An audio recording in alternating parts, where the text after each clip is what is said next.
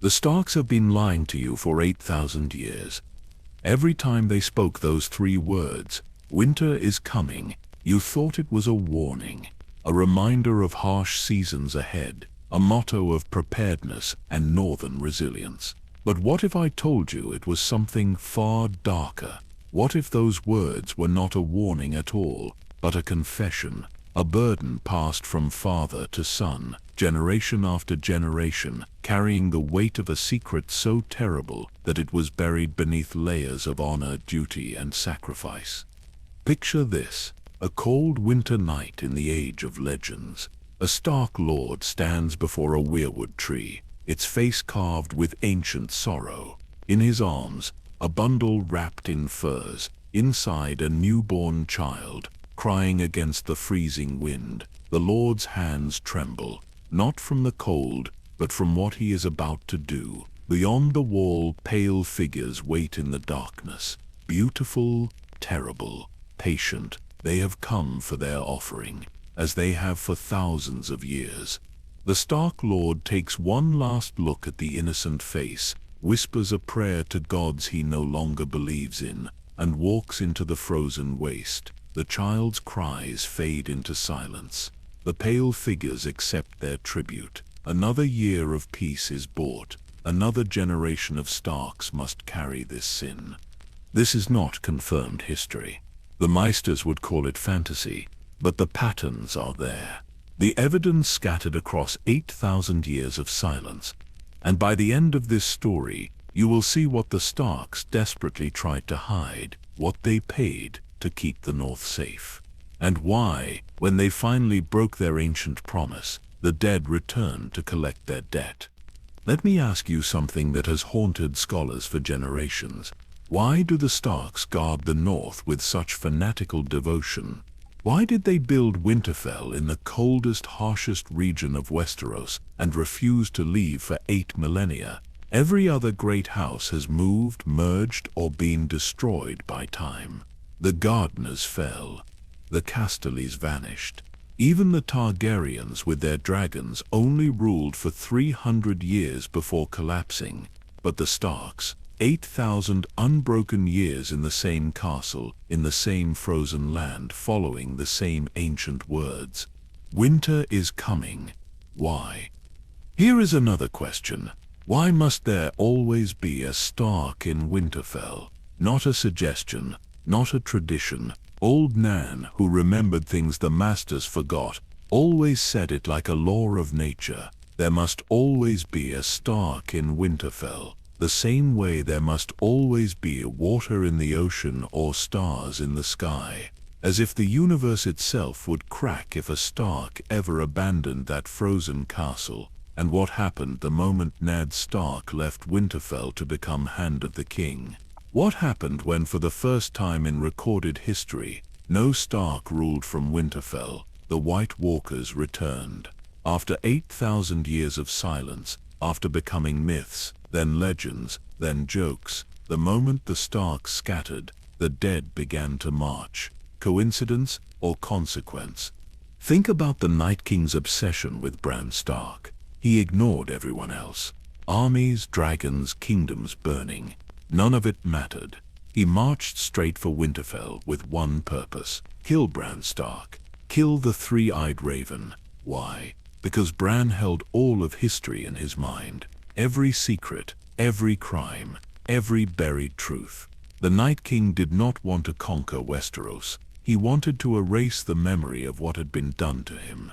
To erase the record of the ancient Pact, the deal that bound the Starks and the White Walkers together in a cycle of blood and ice for 8,000 years. You see, the story you know about the Long Night is a lie. Oh, the events happened. The darkness that lasted a generation. The White Walkers emerging from the lands of always winter. The desperate alliance between the first men and the children of the forest. All of that is true.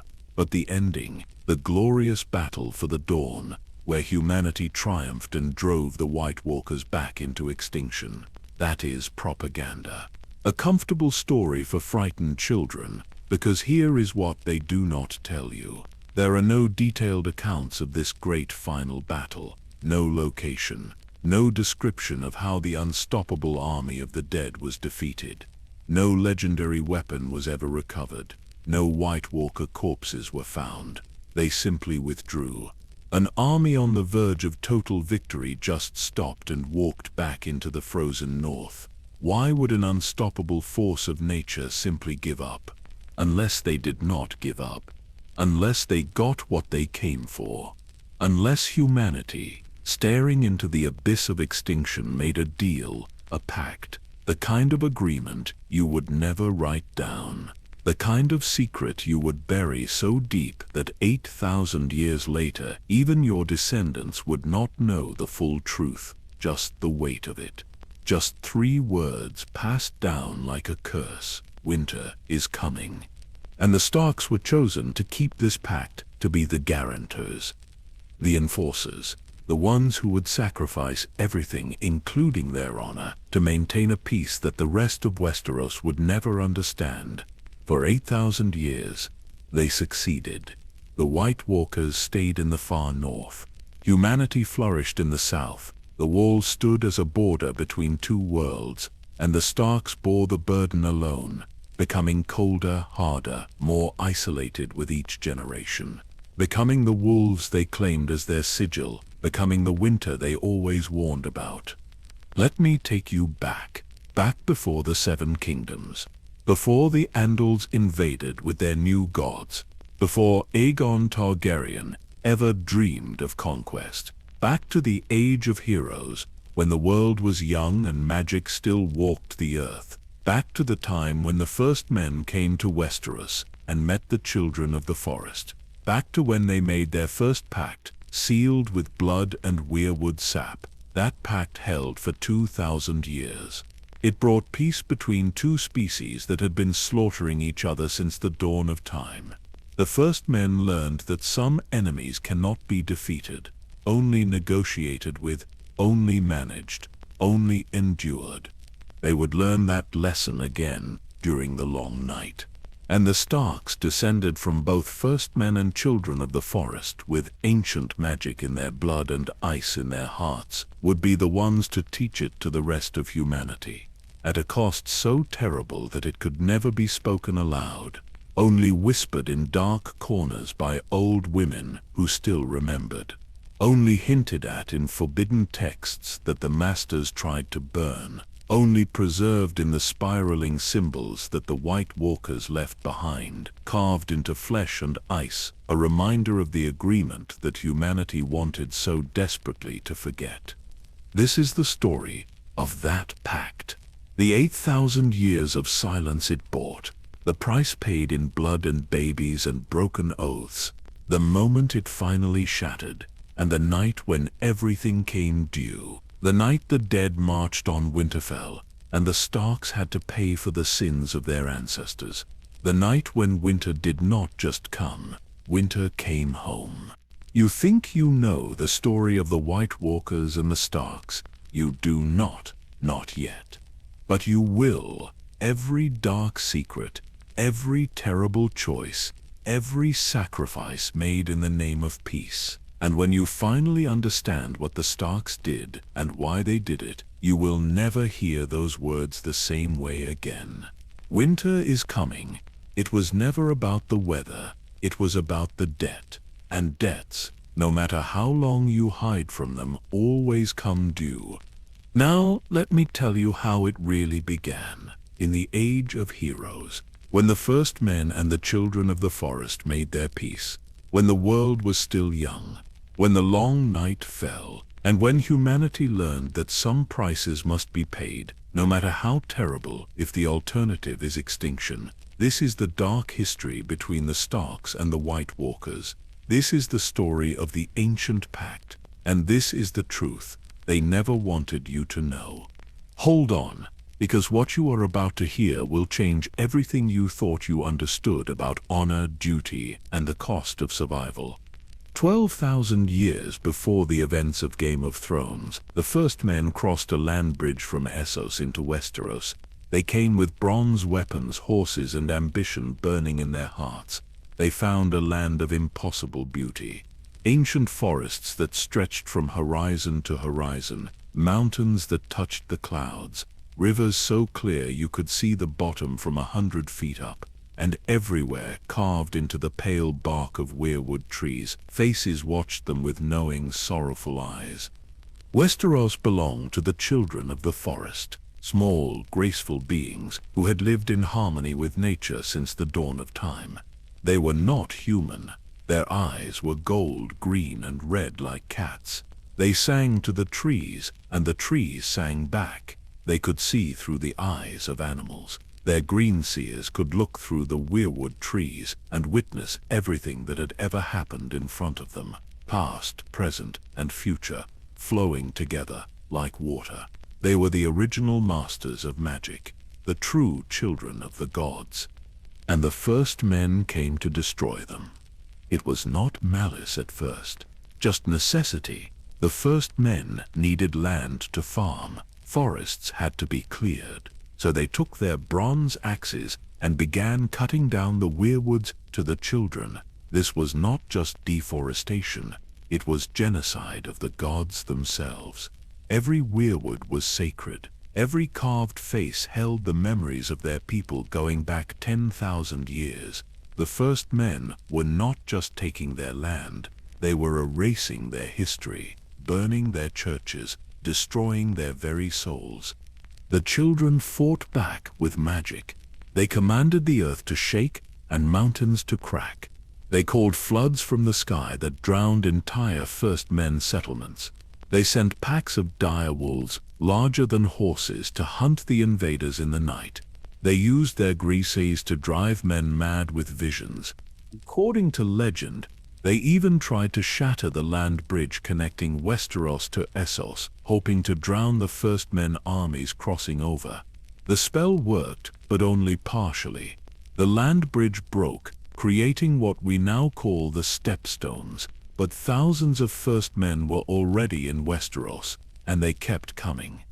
The war lasted 2,000 years, 2 entire millennia of slaughter. Forests burned, villages drowned. Generations of children, both human and magical, grew up knowing only violence. The first men had numbers and steel. The children had magic and the land itself fighting for them. Neither side could win. Neither side could surrender. The world bled. Finally, exhausted and desperate, leaders from both sides agreed to meet. They chose the Isle of Faces, a small island in the center of the God's Eye Lake. It was covered entirely in weirwood trees, sacred ground to the children, neutral ground for negotiations. What happened on that island 10,000 years ago changed the course of history. They made the Pact. The terms were simple but revolutionary. The first men would keep the open lands, the coasts, the fields, and the meadows. The children would keep the forests forever. No more weirwoods would be cut. In fact, the weirwoods would become sacred to the first men as well. They would abandon their own gods and adopt the old gods of the children. The trees with the carved faces, the nameless gods of stream and stone and tree. And to seal the pact, the 2 species would intermarry. First men would take children as wives. Children would take first men as husbands. Their bloodlines would merge. Their magic would mix. This is crucial to understanding the Starks. They are not purely human. The ancient Starks married the children of the forest. Their blood carries the genetic memory of both species. This is why Stark children can walk into animals, why some become greenseers, why they feel connected to the weirwood trees in a way that Southerners never understand. The Starks are the living embodiment of the Pact, half first men, half children, bound to both by blood and magic and ancient oath. For 2,000 years, the Pact held perfectly. It was the greatest diplomatic achievement in the history of Westeros, proof that even the bitterest enemies can make peace when extinction is the alternative. The Age of Heroes began. Humanity flourished. The children retreated into their forests. Satisfied, great kingdoms rose. Legendary warriors emerged. Brandon the Builder, Landon the Clever, Garth Greenhand. The Stark kings ruled the north from Winterfell, a castle built around an ancient weirwood tree, a reminder of the Pact, a symbol of the peace. But 8,000 years before Game of Thrones, 2,000 years after the Pact, something went wrong, terribly, catastrophically wrong. It started with the weather. Winter came early that year, colder than any winter in memory. The snow fell and did not stop. Rivers froze solid. Forests died.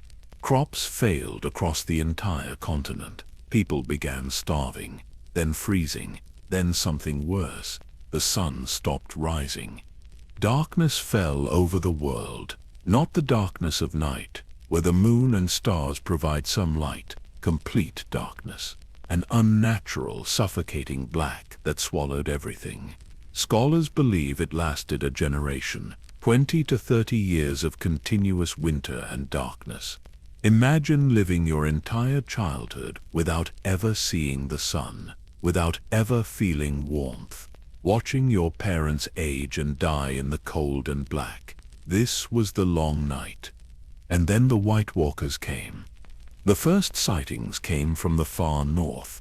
Wildling scouts reported pale figures moving through the darkness. Beautiful, they said. Tall and elegant with skin like polished ice. They wore armor that seemed carved from frozen moonlight. They carried swords made of ice that shimmered with cold blue light. They rode horses that had been dead for years. And they moved in complete silence. No footsteps, no breathing, just the soft crackle of frost spreading where they walked. The wildlings who saw them did not live long enough to warn anyone else, because the White Walkers had brought an army. Everyone they killed rose again as whites, mindless corpses with blue glowing eyes, serving the White Walkers without question or hesitation, a self-sustaining army. Every battle they won made them stronger. Every defeat for humanity added more soldiers to the army of the dead. Entire villages disappeared overnight. Search parties would arrive at dawn to find everyone gone. No bodies, no blood, just silence. Then the next night, those same villagers would return as whites, attacking their neighbors.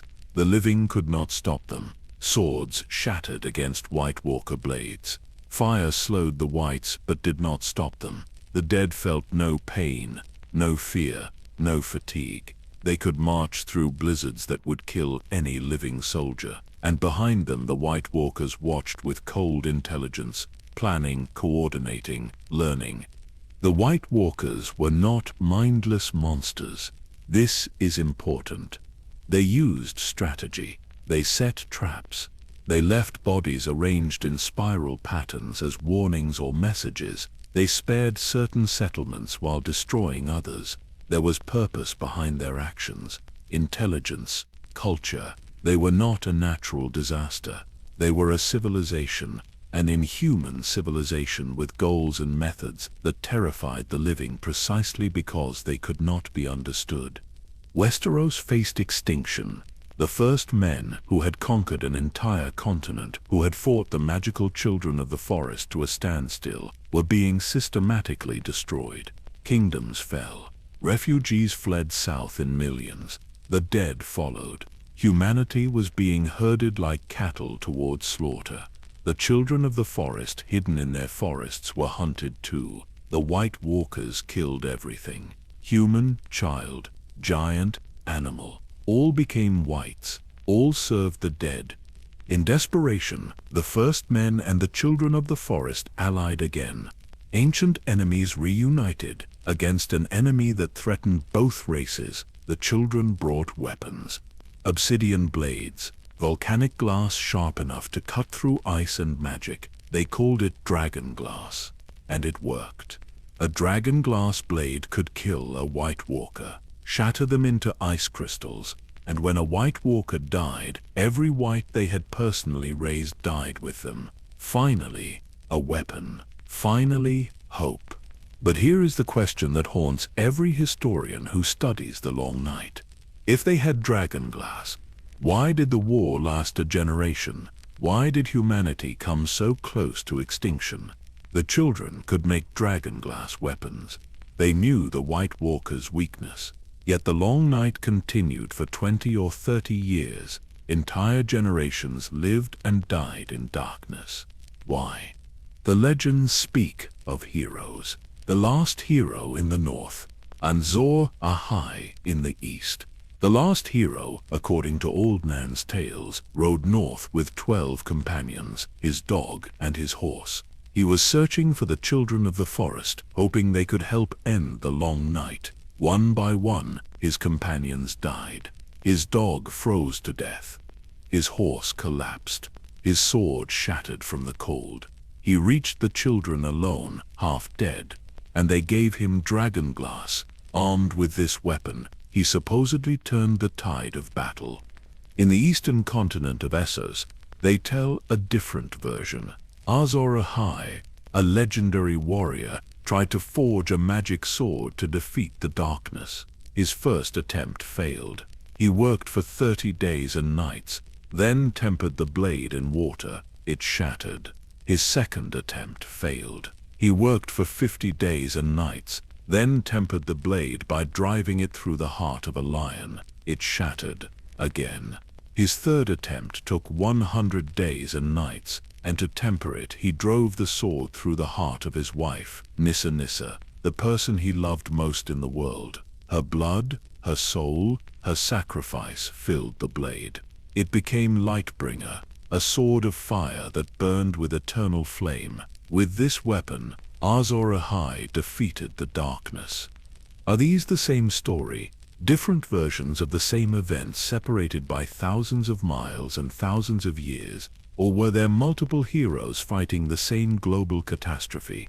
We do not know. The timelines match. The enemy is the same, but the details differ. What we do know is this. The long night happened everywhere. The White Walkers were a threat to all of humanity, not just Westeros, and somehow, impossibly, humanity survived.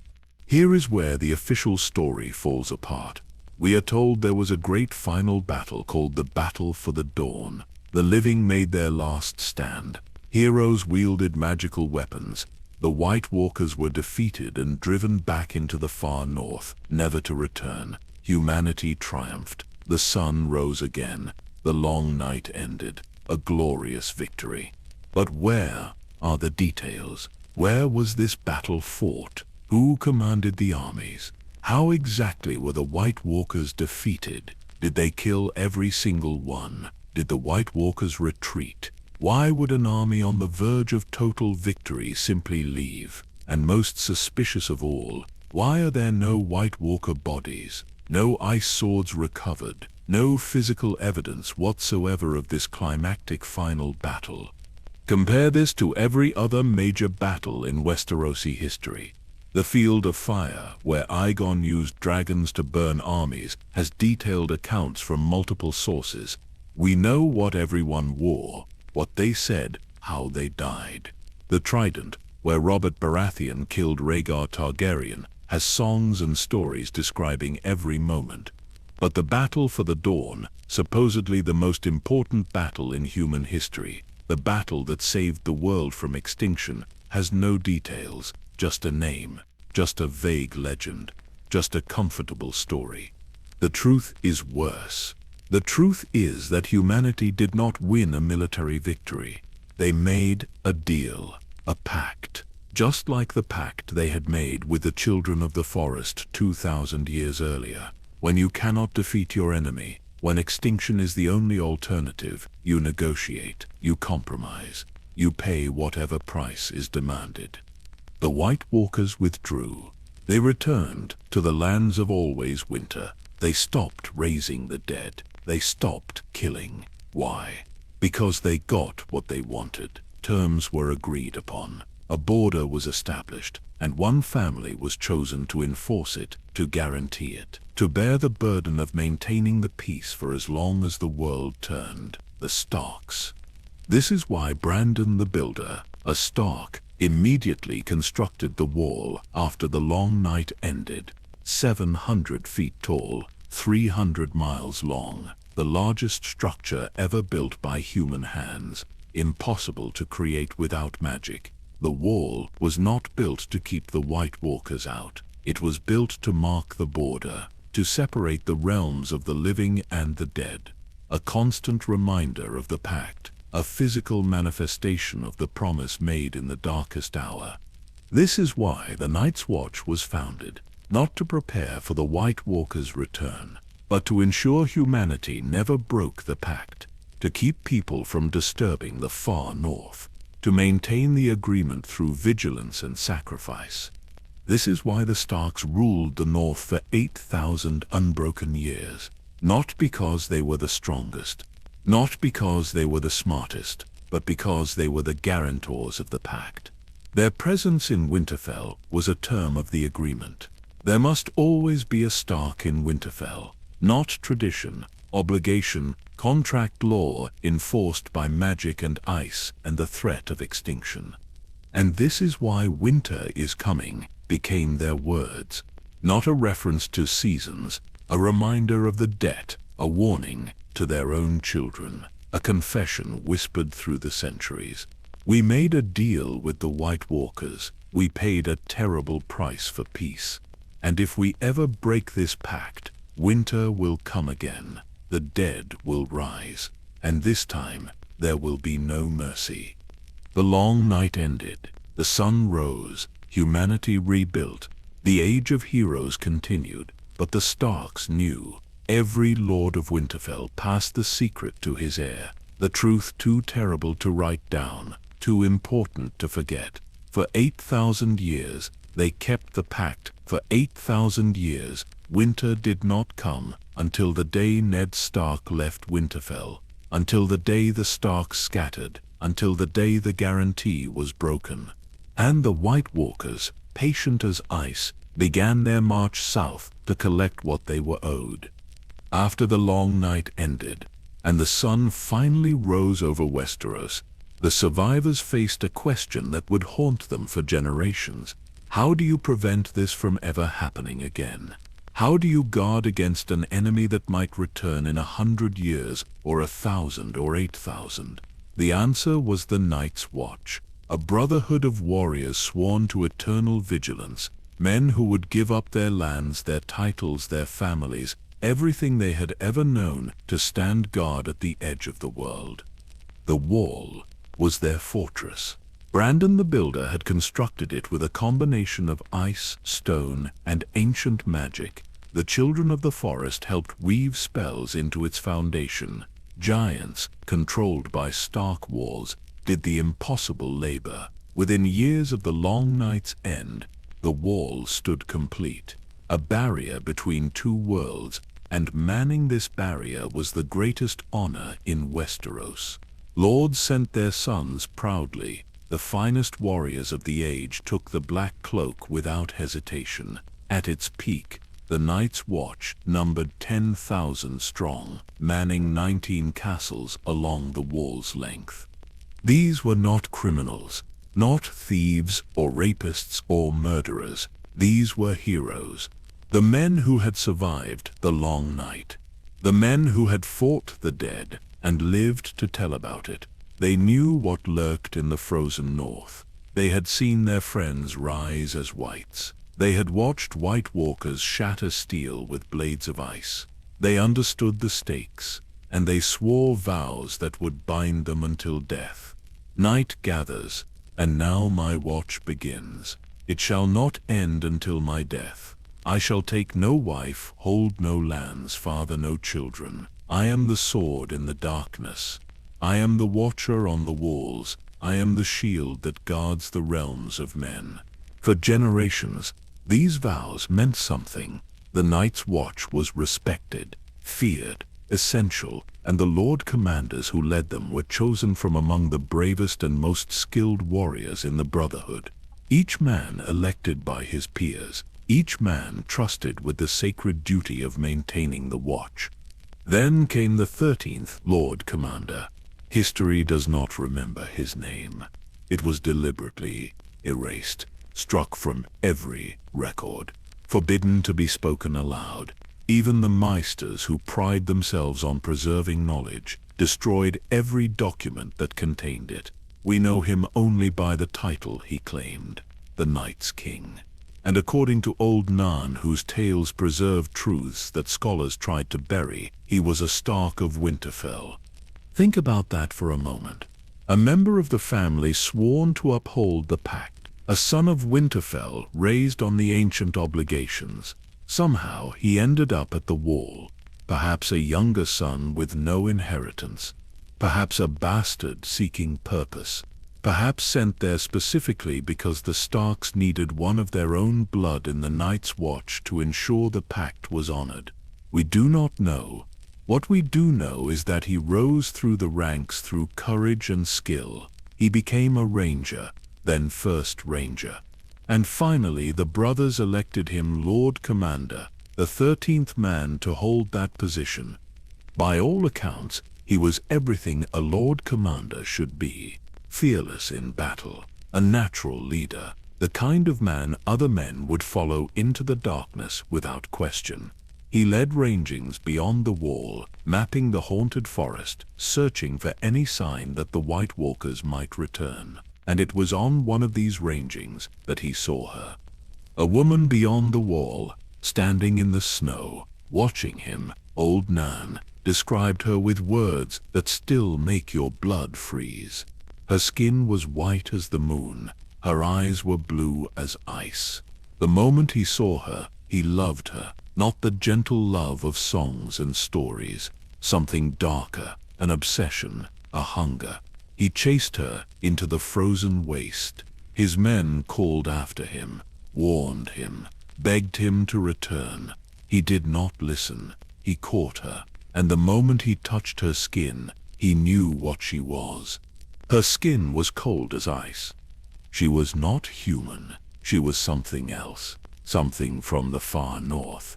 Some say she was a White Walker herself. Others claim she was a woman transformed by their magic, a corpse queen, a bride of ice. The truth died with him, but he brought her back to the Night Fort, the largest and oldest castle on the Wall. And there in that ancient fortress, he took her as his bride.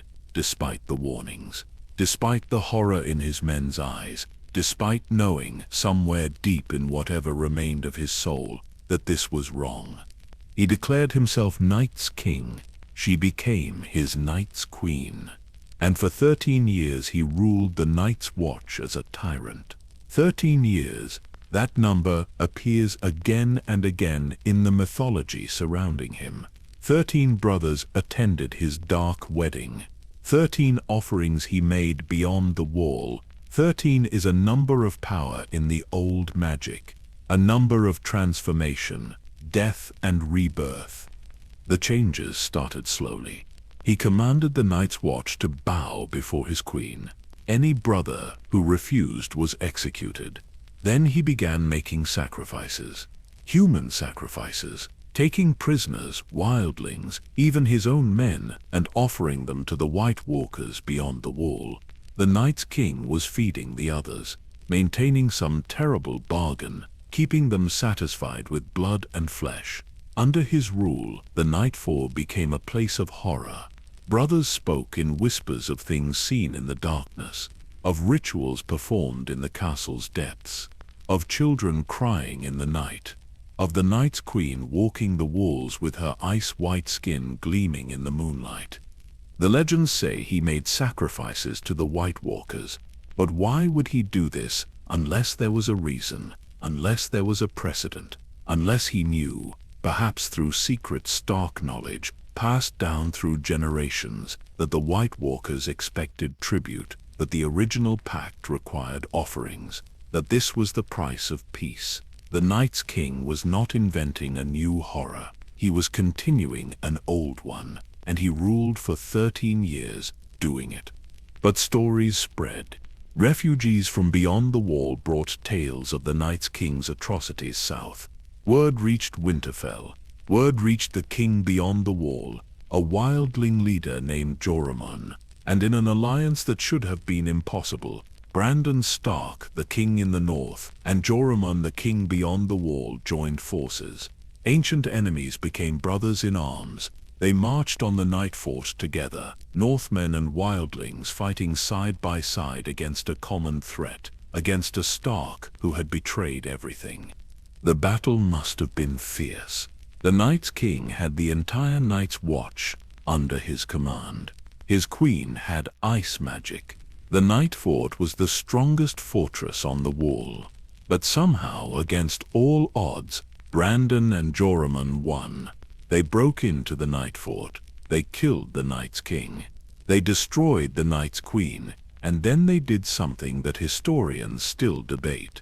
They erased him. Not just killed him. Erased him from history. Destroyed every record of his true name. Burned the Night Fort's archives. Struck his name from the list of Lord Commanders so that the 14th became the 13th in official records. Made it forbidden to speak his name on pain of death. Why such thorough erasure? If he was a traitor, why not make him an example? Why not teach future generations about his crimes? Traitors are usually remembered as warnings. Their names become curses. But the Night's King was different. His identity was so thoroughly destroyed that 8,000 years later, we still do not know who he really was. We only have old Nan's whispered claim that he was a Stark.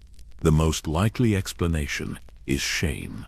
The Starks were the guarantors of the Pact. If one of their own blood had taken a White Walker as a bride, had made offerings to the others, had ruled the Night's Watch in service to the enemy, it would destroy the Stark reputation forever. How could they claim to protect humanity if their own family was collaborating with the dead? Better to erase it entirely. Better to make him nameless. Better to let future generations think he was some random Lord Commander gone mad, rather than reveal the terrible truth. But here is the truly disturbing question. What if the Night's King was not betraying the Pact? What if he was honoring it? What if the sacrifices he made were not his invention, but his obligation? The original agreement with the White Walkers might have included tribute, regular offerings to keep the peace. For generations after the Long Night, the Starks or the Night's Watch might have been sending people beyond the wall, criminals, prisoners, volunteers, keeping the White Walkers satisfied, keeping them in the far north. And the 13th Lord Commander, a Stark who knew the full truth, was simply continuing this tradition. His mistake was not making the sacrifices. His mistake was being too public about it. Taking a White Walker bride made the Pact visible, made it undeniable, forced everyone to see what the Starks had been hiding for generations. And so Brandon the Breaker, another Stark, had to destroy him, had to kill his own blood, had to erase the evidence of what the family had been doing, not to punish a traitor, but to bury a secret. Look at what happened 8,000 years later. A wildling named Craster lived beyond the wall. He had 19 daughters, all of whom he took as wives in incestuous unions, and he gave every son he fathered to the White Walkers, left them in the woods as offerings. The Night's Watch knew about this. They stopped at his keep regularly. They saw his pregnant wives. They noticed the complete absence of grown sons. They knew what he was doing, and they did nothing. They tolerated it because Craster's deal worked. The White Walkers left his keep alone. They never attacked him. They accepted his offerings and honored their side of the bargain. Craster called the White Walkers his gods, the cold gods, and he served them faithfully until the day the Night's Watch mutineers killed him. Shortly after Craster's death, the White Walkers became far more aggressive, attacking in greater numbers, moving further south, as if a deal had been broken, as if tribute was no longer being paid, as if someone had violated an ancient agreement. The Night's King did the exact same thing Craster did, made offerings to the White Walkers, maintained a relationship with them, kept the peace through sacrifice. The only difference is that the Night's King had power and visibility. He ruled from the Night Fort. He commanded the Night's Watch. He made the Pact undeniable. and for that he had to be destroyed. Not because what he was doing was wrong within the logic of the Pact, but because it revealed the truth that the Starks desperately needed to hide. After his death, the Night Fort was never the same. It became a place of dark legends. The Mad Axe, a brother who murdered guests in their sleep. The Rat Cook, who was cursed by the gods for serving an Andal king his own son baked in a pie. Dany Flint, a girl who disguised herself as a boy to join the Watch and was raped and murdered by her brothers. All of these tales cluster around the Night Fort. All of them speak to a place corrupted beyond redemption. Eventually the Night's Watch abandoned it entirely. Too many ghosts, too many memories, too much darkness soaked into its stones. But the important part is what the Night's King represents. Proof that the relationship between humanity and the White Walkers is more complicated than good versus evil. Proof that sacrifices were made. Proof that the Pact, whatever its terms, involved blood. And proof that when someone tried to honor that pact openly, their own family destroyed them to keep the secret. The Night's King ruled for 13 years, giving tribute to the White Walkers. For 13 years, the others accepted it and kept the peace. Then Brandon the Breaker ended it, killed the Night's King, broke the cycle of sacrifice. And what happened after that? We do not know exactly, but we do know this. For the next 8,000 years, the White Walkers stayed in the far north, never coming south, never threatening humanity. Almost as if a new agreement had been reached, a quieter agreement, one that did not require a corpse queen or public rituals, just silent compliance. Just Starks in Winterfell, just the Night's Watch on the wall, just the knowledge, passed down through whispers and half-forgotten tales, that some bargains can never be broken, only maintained, only endured, only carried by those strong enough to bear the weight. The Night's King's name was erased, but his legacy remained in the cold stones of the Night Fort, in the forbidden tales of Old Nan, in the secret knowledge that every Stark Lord carried, in the understanding that winter is not just a season, it is a promise, a threat, a reminder that the dead are not gone.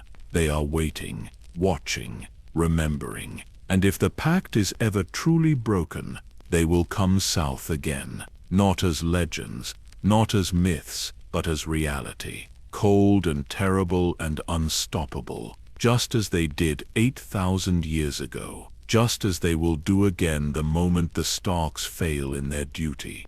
The 13th Lord Commander lost his name, but left a question that echoes through the centuries. Was he a monster who betrayed humanity, or was he a martyr who tried to honor a terrible truth that his own family could not accept? We may never know, but his story is not over, because 8,000 years later, the White Walkers returned, and once again, a Stark would have to face them.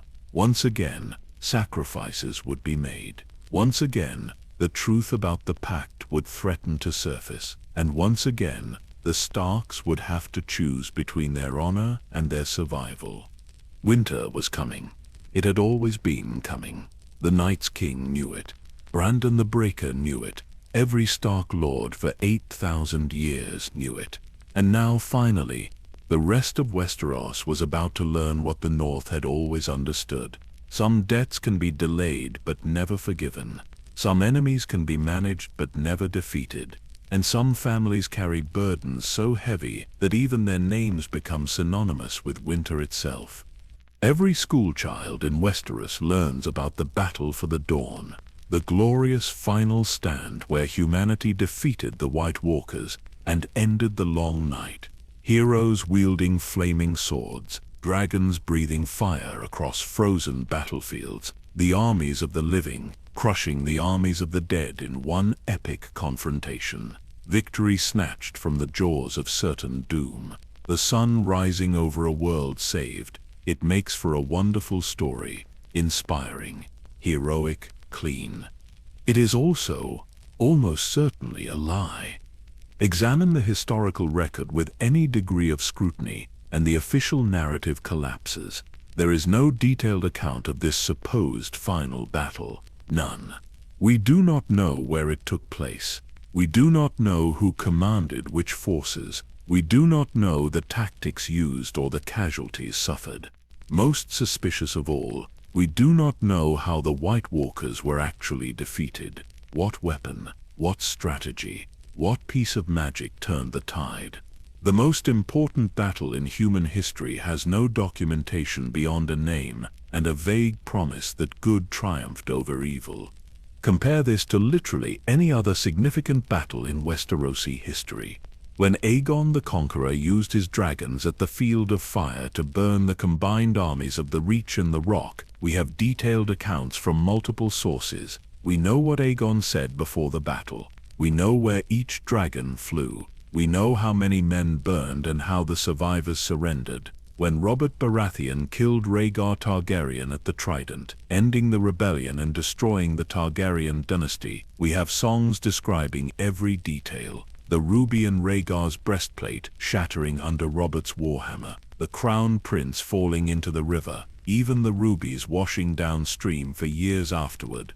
These battles happened 300 years ago, and we know everything about them.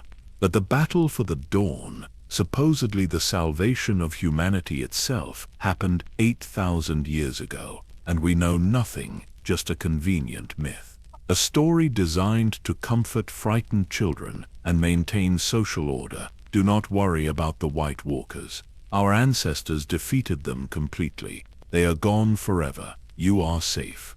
Except it is not true. And the proof is in what happened immediately after the long night supposedly ended.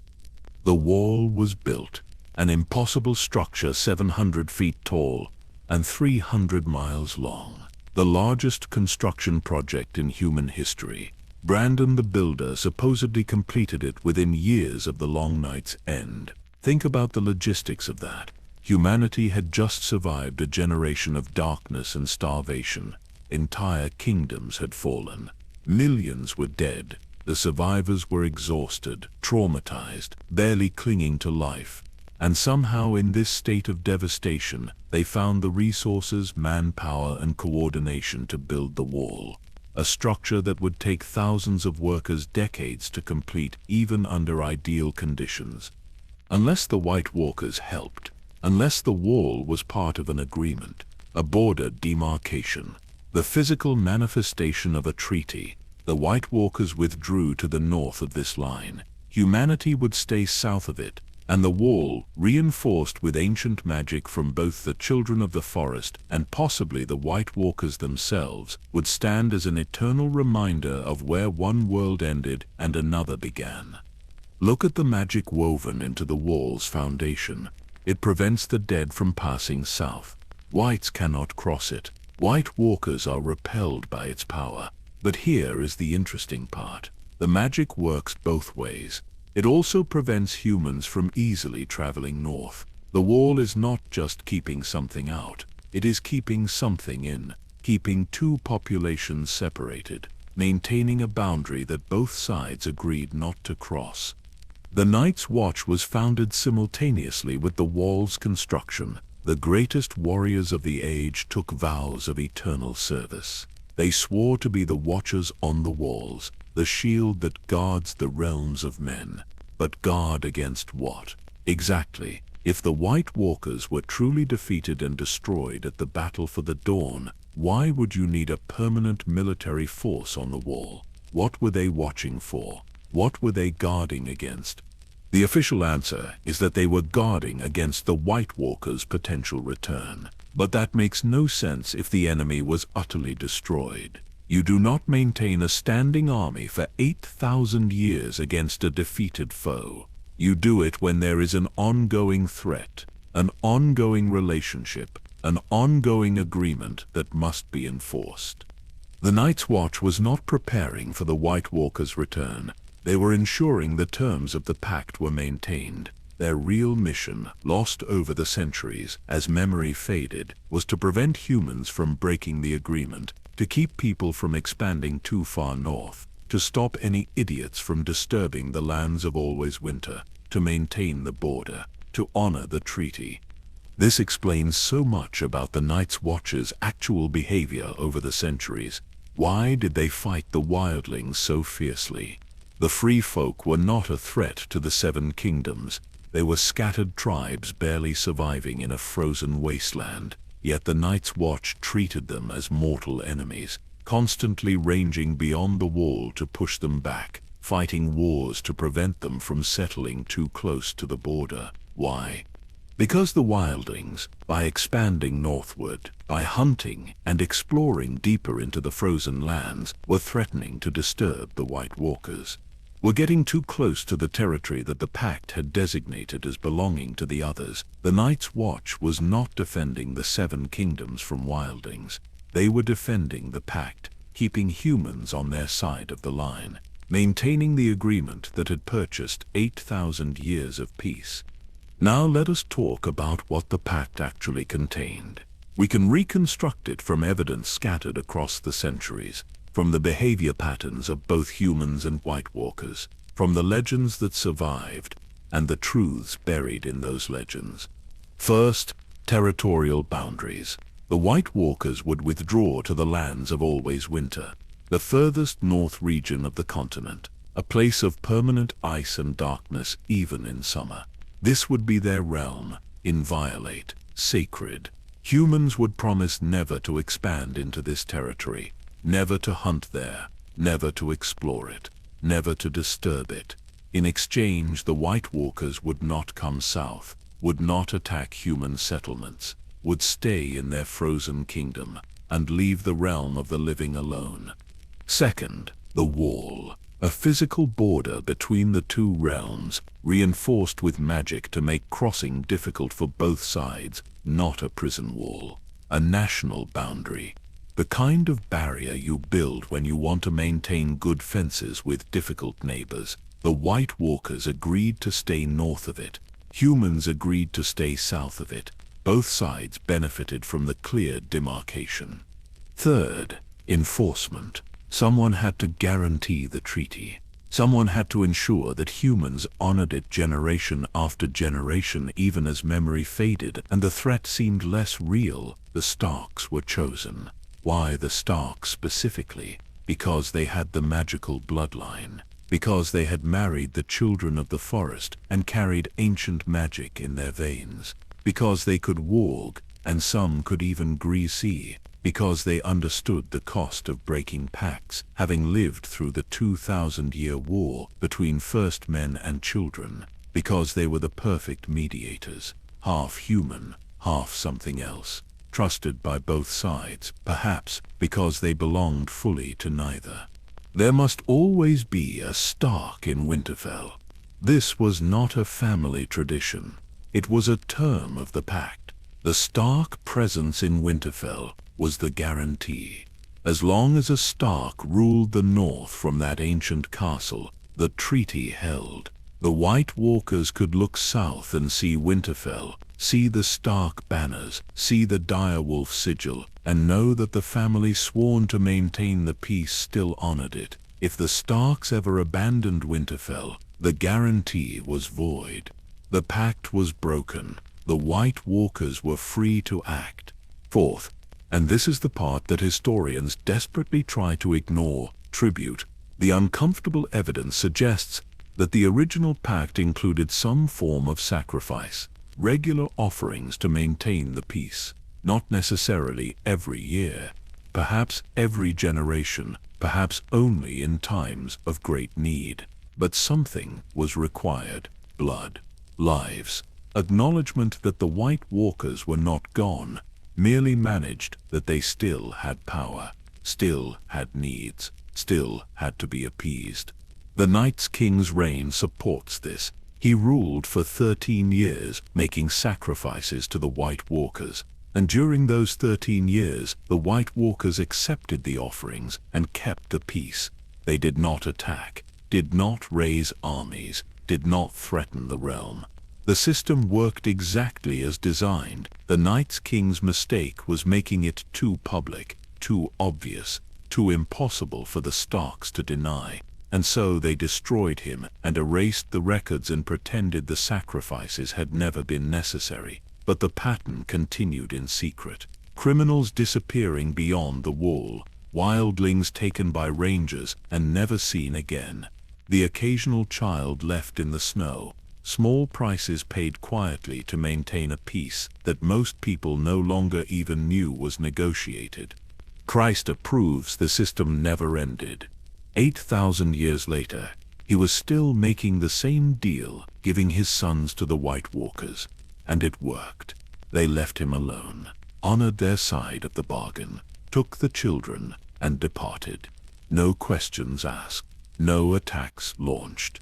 The ancient agreement still recognized, still valid, still binding both sides after all those centuries. Fifth, memory. The North had to remember. This was crucial. The Starks could not allow the White Walkers to fade into complete myth, could not let humanity forget entirely what lived beyond the wall, because if people forgot, they would eventually break the pact through ignorance rather than malice. They would expand north, they would explore the forbidden lands, they would wake the sleeping dragon, so to speak, and the White Walkers would have every right to respond with force. So the Starks maintained the fear. Winter is coming. Not a statement about weather, a reminder, a warning passed from father to son. Keep the watch. Maintain the wall. Honor the old gods. Do not forget what sleeps in the ice. Do not break faith with the ancient enemy, because if you do, winter will come for real. Not the winter of snow and cold. The winter. The long night returned. Death marching south under pale banners. The debt collected with interest after 8,000 years of patience. The children of the forest understood this.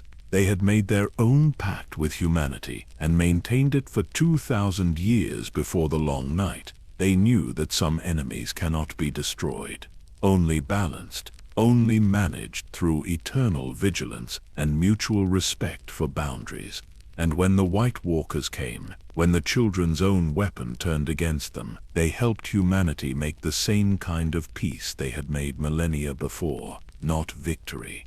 Coexistence. The kind of agreement that requires both sides to give up their dream of total triumph in exchange for survival. Here is what truly ended the long night. Not a battle, a negotiation. Humanity, on the brink of extinction, sent envoys north. Perhaps the last hero himself, perhaps others whose names are lost. They met with the White Walkers, and in a conversation we can only imagine, they made a deal. The White Walkers would stop killing. Humanity would acknowledge their sovereignty over the far north. Boundaries would be established, guarantees provided, tribute arranged, and both sides would retreat to their respective territories and maintain the peace through careful, deliberate, perpetual separation. It was not heroic, it was not clean, it was compromise born of desperation. The kind of deal you make when the alternative is extinction. And it worked for 8,000 years. It worked. The White Walkers stayed north. Humanity flourished south. The Starks bore the burden of knowing and maintaining and never speaking the full truth. Generation after generation carrying the weight, growing colder, harder, more isolated, more like the enemy they had made peace with, becoming winter itself. Because someone had to remember, someone had to guard, someone had to maintain the pact even when the rest of humanity forgot it had ever existed. Brandon the Builder constructed the wall as a monument to this agreement. The Night's Watch stood eternal guard not against an enemy, but to enforce a treaty. The Starks ruled Winterfell for 8,000 unbroken years, not out of strength but out of obligation. And the words "winter is coming" echoed through the centuries, not as boast or warning, but as confession. We made this deal, we keep this peace, we pay this price, and if we ever fail, if we ever break faith, winter will return, the real winter. The winter of the dead, the winter we bought off with promises and blood and vigilance. That is what really ended the long night. Not fire and steel, not heroism and sacrifice, pragmatism, negotiation, the cold mathematics of survival.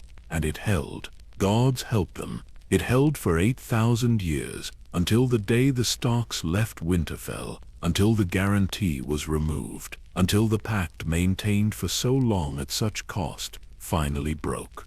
Then winter came, just as it always promised it would, just as the Starks always knew it. Eventually must, because some agreements can be delayed, but never escaped. Some enemies can be managed, but never defeated. And some prices, no matter how long you postpone payment, will eventually come due. Stand in the great hall of Winterfell and study the faces of the Stark family. You will see something that sets them apart from every other great house in Westeros. Dark hair that falls straight and thick, gray eyes the color of winter storms, long solemn faces that rarely smile. Features that speak of an ancient lineage, untouched by the golden hair and bright eyes of the Andals who invaded from the east 6,000 years ago. The Starks are pure first men, one of the last families that can make that claim. And in a world where bloodlines determine not just inheritance but magical ability, this matters more than most people understand.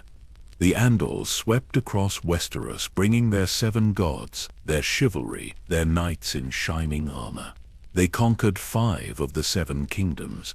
They intermarried with the existing nobility until the original First Men bloodlines were diluted almost beyond recognition. Lannister, Baratheon, Arryn, all have Andal blood mixed with whatever First Men ancestry they once possessed. But the North remained unconquered. The Starks bent the knee to Aegon Targaryen 300 years ago, yes, but they never let foreign blood into their line. They married other northern houses, other families with First Men heritage, keeping the bloodline pure not out of pride but out of necessity, because the magic runs in the blood. And once you dilute it, once you mix it with mundane humanity, it fades, weakens, eventually disappears entirely. This is why the Stark children can warg, every single one of them. When they found the direwolf pups in the snow south of the wall, when each child bonded with their wolf, they were not just adopting pets, they were awakening something genetic, something coded into their very cells, the ability to slip their consciousness into an animal's mind, to see through its eyes, feel through its senses, run through forests on 4 legs instead of 2. This is skin-changing, the ancient magic of the First Men, and it had been dormant in the Stark line for generations, until suddenly, impossibly, it activated in all 6 children at once. Robb Stark dreamed through Grey Wind's eyes the night before the Red Wedding, saw the Frey soldiers positioning themselves, sensed the betrayal coming. But he was too young, too inexperienced with the magic to understand what his wolf was showing him. Jon Snow watched Ghost regularly, though he thought they were just dreams, running through the snow, hunting, feeling the pure animal joy of existence without human complication. Arya connected with Nymeria across an entire continent. While training in Braavos, while blind and helpless, she would slip into her wolf's mind in the Riverlands and hunt with her pack, 2 different bodies, separated by hundreds of miles, sharing one consciousness. Rickon and Shaggy Dog were so tightly bonded that the wolf's savage temperament began influencing the boy's personality, making him wilder, less human, more beast. Sansa's wolf lady was killed early, executed by Ned, on orders from King Robert after Joffrey's incident with Arya and the butcher's boy. And with Lady's death, something in Sansa broke, the part of her that was wolf, the part that was wild and northern and free. She spent the rest of her time in King's Landing, becoming someone else, someone gentler, more southern, more adapted to the games of politics and power, but also someone disconnected from her Stark magic. Some fans argue this made her stronger, more adaptable, Others say she lost something essential. The truth is probably both. And then there is Bran. Bran who fell from the tower and lost his legs. Bran who the three-eyed raven found in his dreams. Bran who became more than a skin changer. He became a green seer. The rarest form of magic, 1 in 1,000 skin changers, has the potential to green see, to look through the eyes of weirwood trees, to witness everything that has ever happened in front of them, across all of time, past, present, and future flowing together like water. No secrets, no hidden histories, just truth laid bare across the millennia. Gressenseers are always skin changers first, but not all skin changers can Gressensee. It requires specific genetic markers, the right combination of first men blood and something else, something older, because the Starks are not purely human. Their ancestors married the children of the forest after the Pact 10,000 years ago. Those small magical beings with eyes like cats and lifespans of 200 years. The beings who could sing to trees and make them grow, who could see through animal eyes and command nature itself. Their magic entered the Stark bloodline through those ancient marriages, and every few generations it expresses itself fully. A child born with the potential to become what Bran became, a living repository of all memory, all history, all truth. Bloodraven was the last Greyen seer before Bran, Brendan Rivers, a Targaryen bastard with a Blackwood mother. The Blackwoods are another First Men house that kept the old blood pure. Bloodraven served as Hand of the King and Lord Commander of the Night's Watch before disappearing beyond the Wall. He became the Three-Eyed Raven, lived for over a century connected to a weirwood tree, watching, waiting, searching through time for the next Greyen seer, for the person who could take his place. And he found Bran Stark. Of course he did, because the Starks were always the ones carrying the deepest magic, the oldest power, the connection to both humanity and the children that made them perfect mediators, perfect guardians, perfect prisoners of their own legacy. The direwolf connection goes even deeper than simple warging. The Stark sigil is a grey direwolf on a white field. They chose this symbol 8,000 years ago for a reason. Dire wolves were once common throughout Westeros, but by the time of Game of Thrones, they had been extinct south of the Wall for 200 years. The last confirmed sighting was generations past. They had become as mythical as the White Walkers themselves, creatures of legend that people no longer quite believed in. Then in the very first episode, Ned Stark and his sons found a dead direwolf south of the Wall, a mother killed by a stag's antler, leaving 6 pups orphaned in the snow. 6 pups, 6 Stark children. The symbolism was so perfect that even Ned, who did not believe in omens, paused, and then Jon found the 6th pup, an albino runt with white fur and red eyes, different from the others, set apart. Just like Jon himself, the bastard who did not quite belong. 7 wolves total if you count Ghost.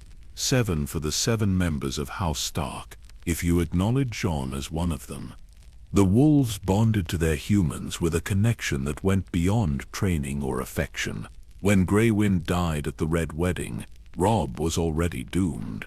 When Lady died, Sansa lost part of her soul. The wolves were not companions. They were extensions of the Starks themselves, physical manifestations of their wild northern nature, their connection to the ancient magic, their link to a time before civilization, when humanity and nature were not separate things, but one unified existence. This is why the return of the direwolves mattered. It was a signal. Magic was returning to the world after centuries of dormancy. Dragons hatched in Essos for the first time in 150 years. Direwolves appeared in the north for the first time in 200. White Walkers emerged from the lands of always winter for the first time in 8,000. All of it connected. All of it responding to some shift in the fundamental nature of reality. The age of heroes returning. The age of magic. The age when anything was possible and the laws of nature bent to will and blood and ancient power. The phrase blood of Winterfell appears throughout the books and show. It sounds like a simple reference to lineage, being born a Stark, but examine how it is used and you realize it means something more literal, more visceral. There is an ancient execution site in the Winterfell Godswood, in front of the heart tree, the weirwood with the face carved into its pale bark. For 8,000 years Starks have brought condemned men to that tree and executed them with sword strokes that spill blood onto the roots. Ned Stark executed the Night's Watch deserter Will there. The man who had seen the White Walkers and fled south in terror. The man no one believed. Ned took his head personally, as was the Stark way. The man who passes the sentence must swing the sword. If you would take a life, you owe it to look into their eyes and hear their final words. You owe it to them to do it yourself. But there is something else happening in those executions, something older than justice. The blood soaks into the ground, feeds the weirwood roots, and through the roots feeds something deeper, something beneath Winterfell itself. The castle was built around natural hot springs that keep it warm even in the deepest winter. Water that flows from far below, from caverns that predate human construction, from spaces in the earth where who knows what might dwell. The Starks built their castle on this spot deliberately, on ground that was already sacred, already powerful, already watching. The crypts of Winterfell descend deep into the earth. Deeper than seems structurally necessary. The oldest sections collapse into darkness. No one knows how far down they truly go. Every king in the north for 8,000 years is buried there. Stone statues erected over their tombs, and across each statue's lap, an iron sword. The official explanation is that the swords keep vengeful spirits in their graves. Iron in folklore has power against magic, against ghosts and fey creatures, and things that should not walk, but look at the statues more carefully. They do not face outward toward potential threats. They face inward, toward the center of the crypt, toward the deepest, darkest sections that even the Stark family rarely visits. What are they guarding? What lies beneath the lowest levels where the stone has crumbled and the darkness is absolute? Some maesters theorize there are natural caverns under Winterfell connected to the weirwood roots, that the crypts were built to seal these caverns, to keep something imprisoned below. Others claim the crypts are simply burial chambers that grew over millennia, as each king required his own tomb. But why face the statues inward unless they are watching something? Why place iron swords across their laps unless something might rise? And why, during the Battle of Winterfell, did the Night King's power reach even into those sealed tombs and raise the ancient dead to attack the living? Because the crypts were never as safe as people believed. Death sleeps there. Old death, patient death, death waiting for someone to finally give it permission to wake. Lyanna Stark's tomb is an anomaly. She was not a king, not even a ruler, just Ned's younger sister who died young under mysterious circumstances. Yet she has a statue in the crypts. This is against tradition. Only the kings in the north and the lords of Winterfell receive statues. But Ned insisted, carved her likeness himself. Some say placed her in the crypts among the ancient rulers. Why? Because her tomb held a secret. The truth about Jon Snow's parentage. Lyanna did not die of illness. She died giving birth, and the child she bore was not Robert Baratheon's, it was Rhaegar Targaryen's. Jon Snow is not Ned's bastard. He is Lyanna's son, Aegon Targaryen, the legitimate heir to the Iron Throne. Ice and fire combined in one person, Stark and Targaryen blood mixed in perfect balance. This matters for the magic. Jon's ability to war ghost, his connection to the Stark legacy, his resurrection after being murdered by his Night's Watch brothers. All of it stems from his bloodline. Stark magic kept him tied to the world even in death, gave him a reason to return, and Targaryen fire gave him the strength to actually do it. Melisandre brought him back, yes, but only because his blood made it possible. You cannot resurrect just anyone. The magic requires something to grasp onto. Some reason the soul would choose to return rather than drift into whatever lies beyond. Jon had two reasons, two entire magical legacies demanding he fulfill his purpose. The Stark bloodline carries weight, genetic memory, the accumulated magic of 10,000 years of breeding, warfare, sacrifice, and survival. They are not simply a noble house that happened to endure. They endured because they are what they are. Half first men warriors, half children of the forest magic, bound to the land itself through blood and oath and weirwood roots. They feel winter coming because winter is in their bones, in their eyes, in the cold calculation that lets them make terrible choices and bear impossible burdens without breaking. Other houses have their strengths: Lannister wealth, Tyrell fertility, Baratheon fury. But the Starks have something older, something that does not appear on balance sheets or tournament fields. They have the magic that holds the world together, the magic that maintains boundaries between life and death, between human and animal, between past and present. They are living bridges to an age when gods walked the earth and spoke through trees, when the world was young and magic was not rare but commonplace, when humanity understood it was not the dominant species but one among many, struggling to survive in a world of powers far greater than itself. This is why the Starks were chosen to guarantee the Pact, not because they were strong, because they were liminal, existing between categories, neither fully human nor fully other, connected to the weirwoods through children blood, connected to the ice through their northern heritage, connected to the wolves through skin changing, connected to the dead through their crypts, connected to everything, trusted by nothing, bearing a burden no one else could carry, because no one else had the magical foundation to even attempt it.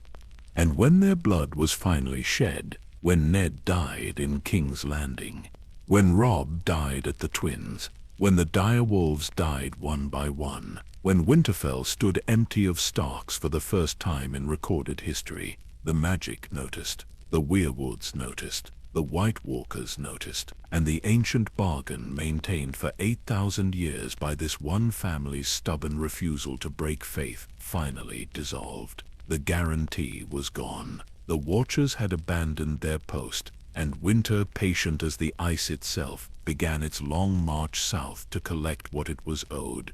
The blood of Winterfell had always held the line.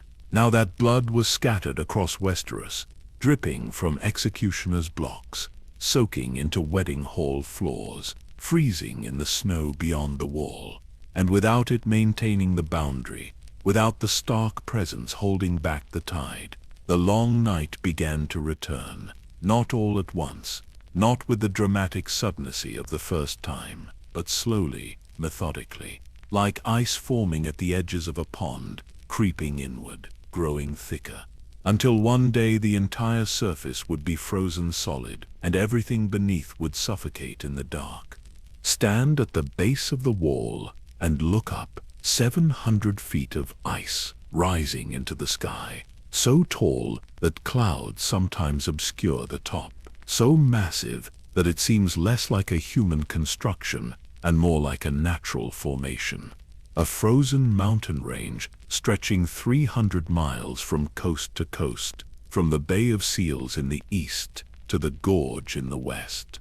Longer than any road, taller than any castle, more imposing than any structure built before or since in the history of Westeros.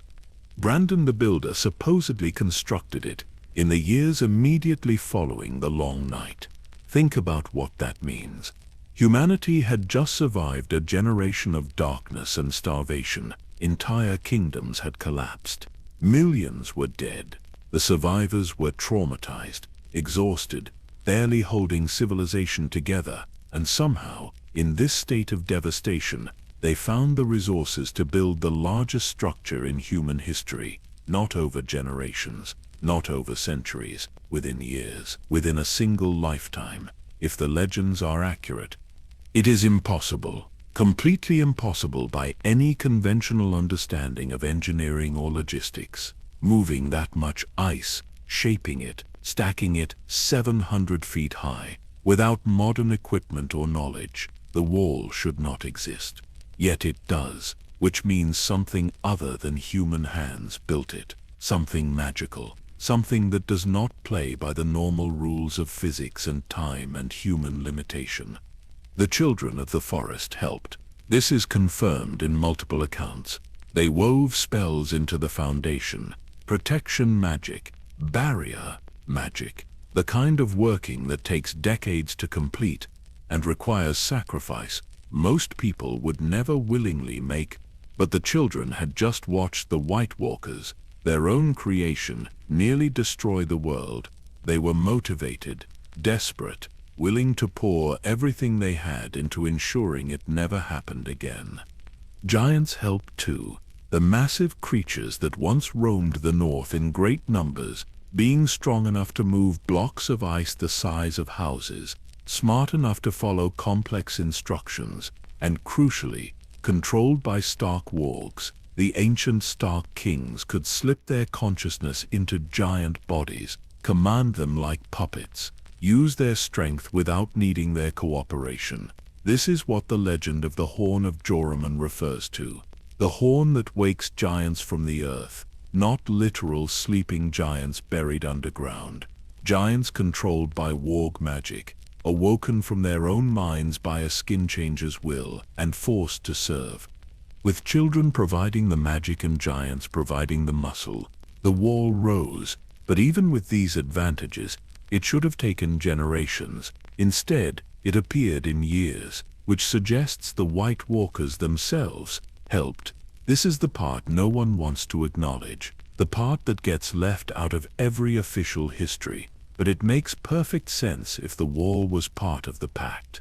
If both sides agreed to the boundary, if the White Walkers wanted it as much as humanity did, a clear demarcation line, a physical reminder of where each realm ended and the other began, they would have poured their own magic into its construction, reinforced it with ice spells that prevent melting, added their own protections to ensure neither side could cross easily. The result is a structure that defies nature. Ice that does not melt even in summer, even when the southern kingdoms are sweltering in heat. The wall stands frozen and solid. Meisters have studied it for centuries and cannot explain how this is possible. Some theorize underground springs provide constant cold. Others claim the sheer mass of ice creates its own weather system. But the real answer is simpler: magic. Ancient magic, woven so deeply into the structure that ice and spell are indistinguishable. The wall is not just made of ice, it is made of frozen intention, solidified agreement, the physical manifestation of a promise between two species that they would stay on their respective sides. The spells prevent the dead from passing south. This is known. Whites cannot cross the wall. Their bodies collapse into ordinary corpses the moment they touch its foundation. White Walkers are repelled by its power, cannot approach within a certain distance. The magic recognizes them and rejects them, pushes them back like magnets with the same polarity. This protection has held for 8,000 years, absolute, unyielding. But here is what people miss. The magic works both ways. It also makes crossing north difficult for the living. The few gates through the wall require special keys, special permissions. The Night's Watch controls access completely, and beyond the wall the cold is always worse. The weather always harsher, as if the wall itself is warning travelers, telling them they are leaving the realm of the living and entering something else, something that does not want them there. Cold hands could not pass through the wall. This proves the magic discriminates. Cold Hands was a former Night's Watch ranger killed beyond the wall. The children of the forest saved him somehow, stabbed him with dragonglass to prevent his full transformation into a white. He became something in between, neither fully dead nor fully alive. He served the three-eyed raven, helped Brain and Mira escape from the White Walkers, fought on humanity's side, but when they reached the wall he could not cross. The magic saw what he was and rejected him.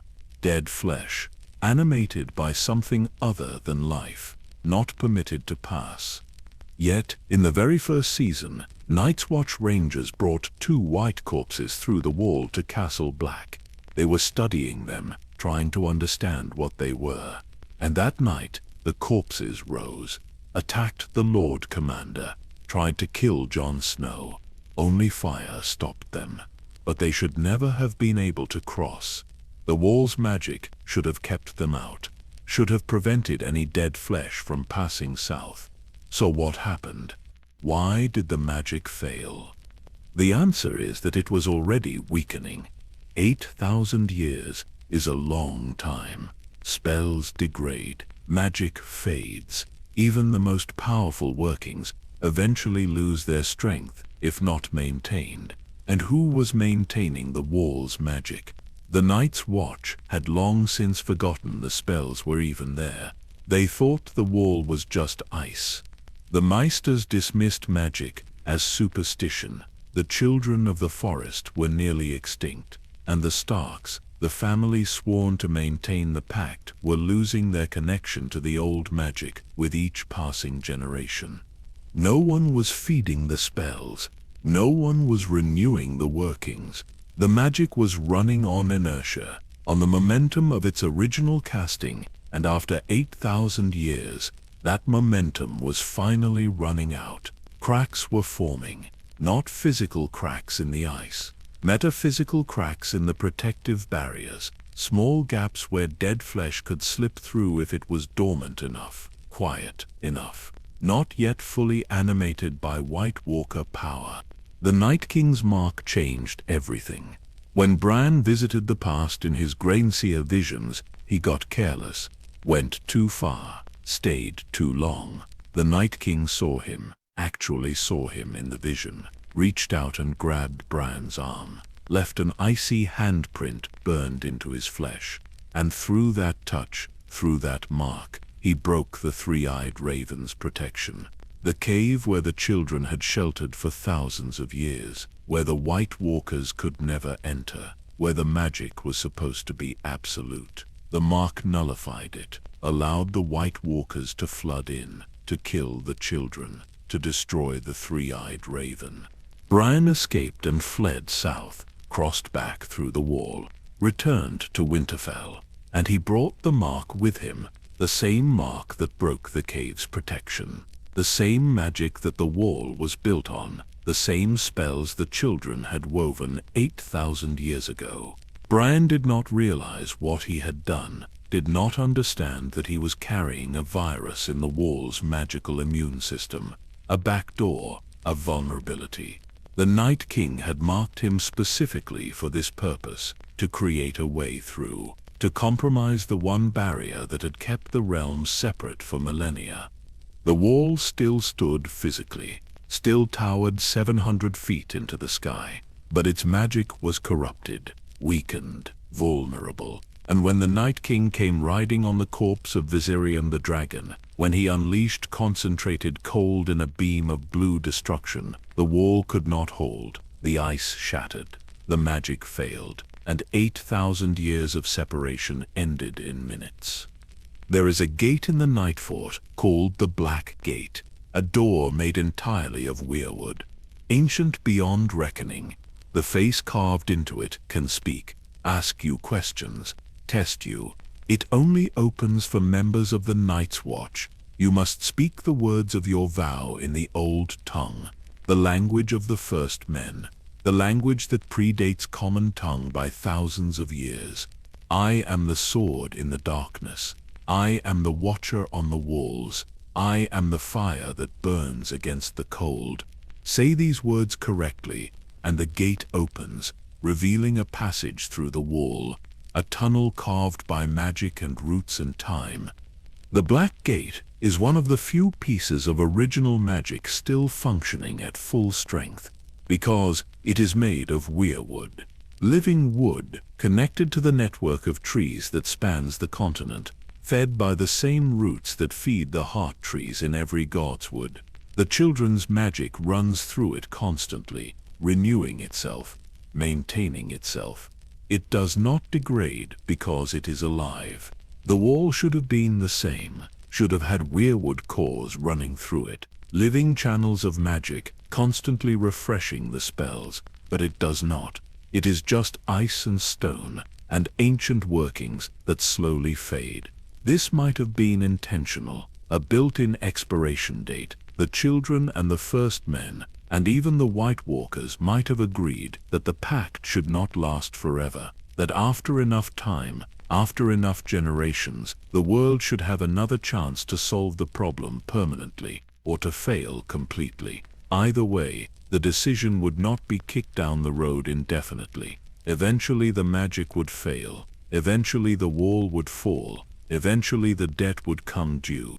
When the Night King destroyed the wall at Eastwatch, when that massive section collapsed in an avalanche of ice and magic, it did not just create a physical breach, it severed the spell completely.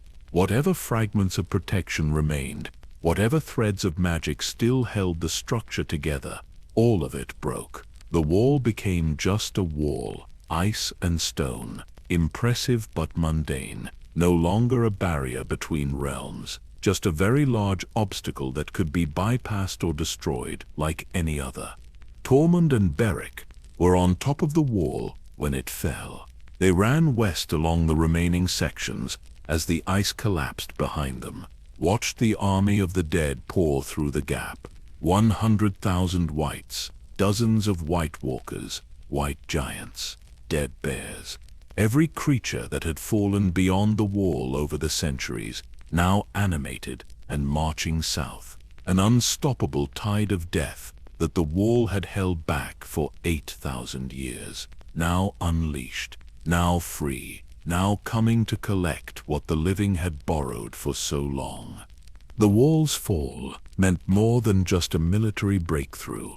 It meant the end of an era. The age of separation was over. The age of managed coexistence was done. The Pact, maintained through magic and vigilance and stark obligation, had finally broken completely. And without it, without the boundary, without the guarantee, the White Walkers had every right to march south.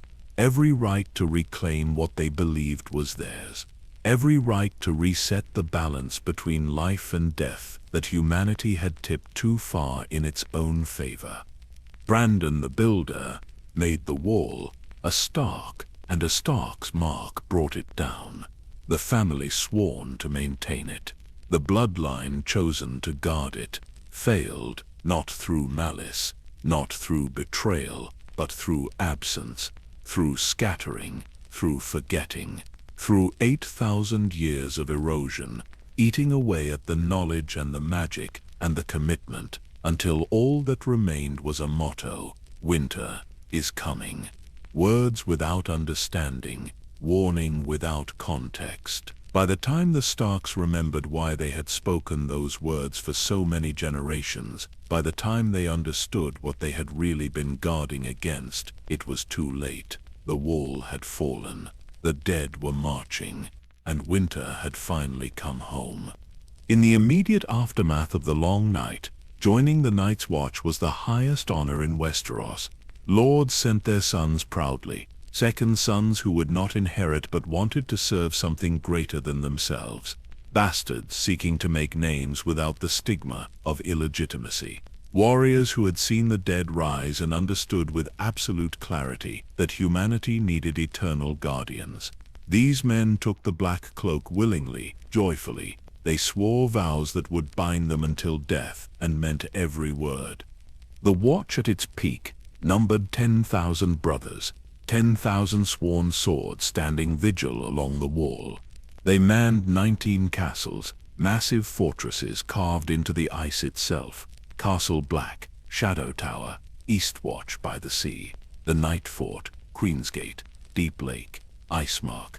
19 separate fortifications, each capable of housing hundreds of men, each stocked with weapons and supplies, each ready to respond if the enemy returned. The logistical achievement alone staggers the imagination, keeping 10,000 men fed, armed, trained, and motivated in the harshest environment on the continent. It could only have been sustained by a society that truly believed the threat was real, that understood the cost of failure, that remembered what they were protecting against. But memory fades. Generations pass.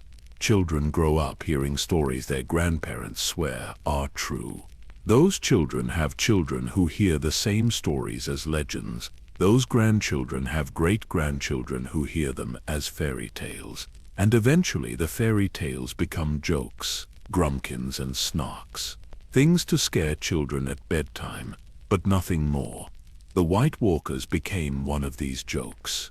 Old man's stories that everyone smiled at but no one believed. The danger that justified the Night's Watch's existence faded into myth. And as the threat seemed less real, the honor of serving diminished. By the time of Robert's rebellion, 300 years ago, the Night's Watch was already in serious decline.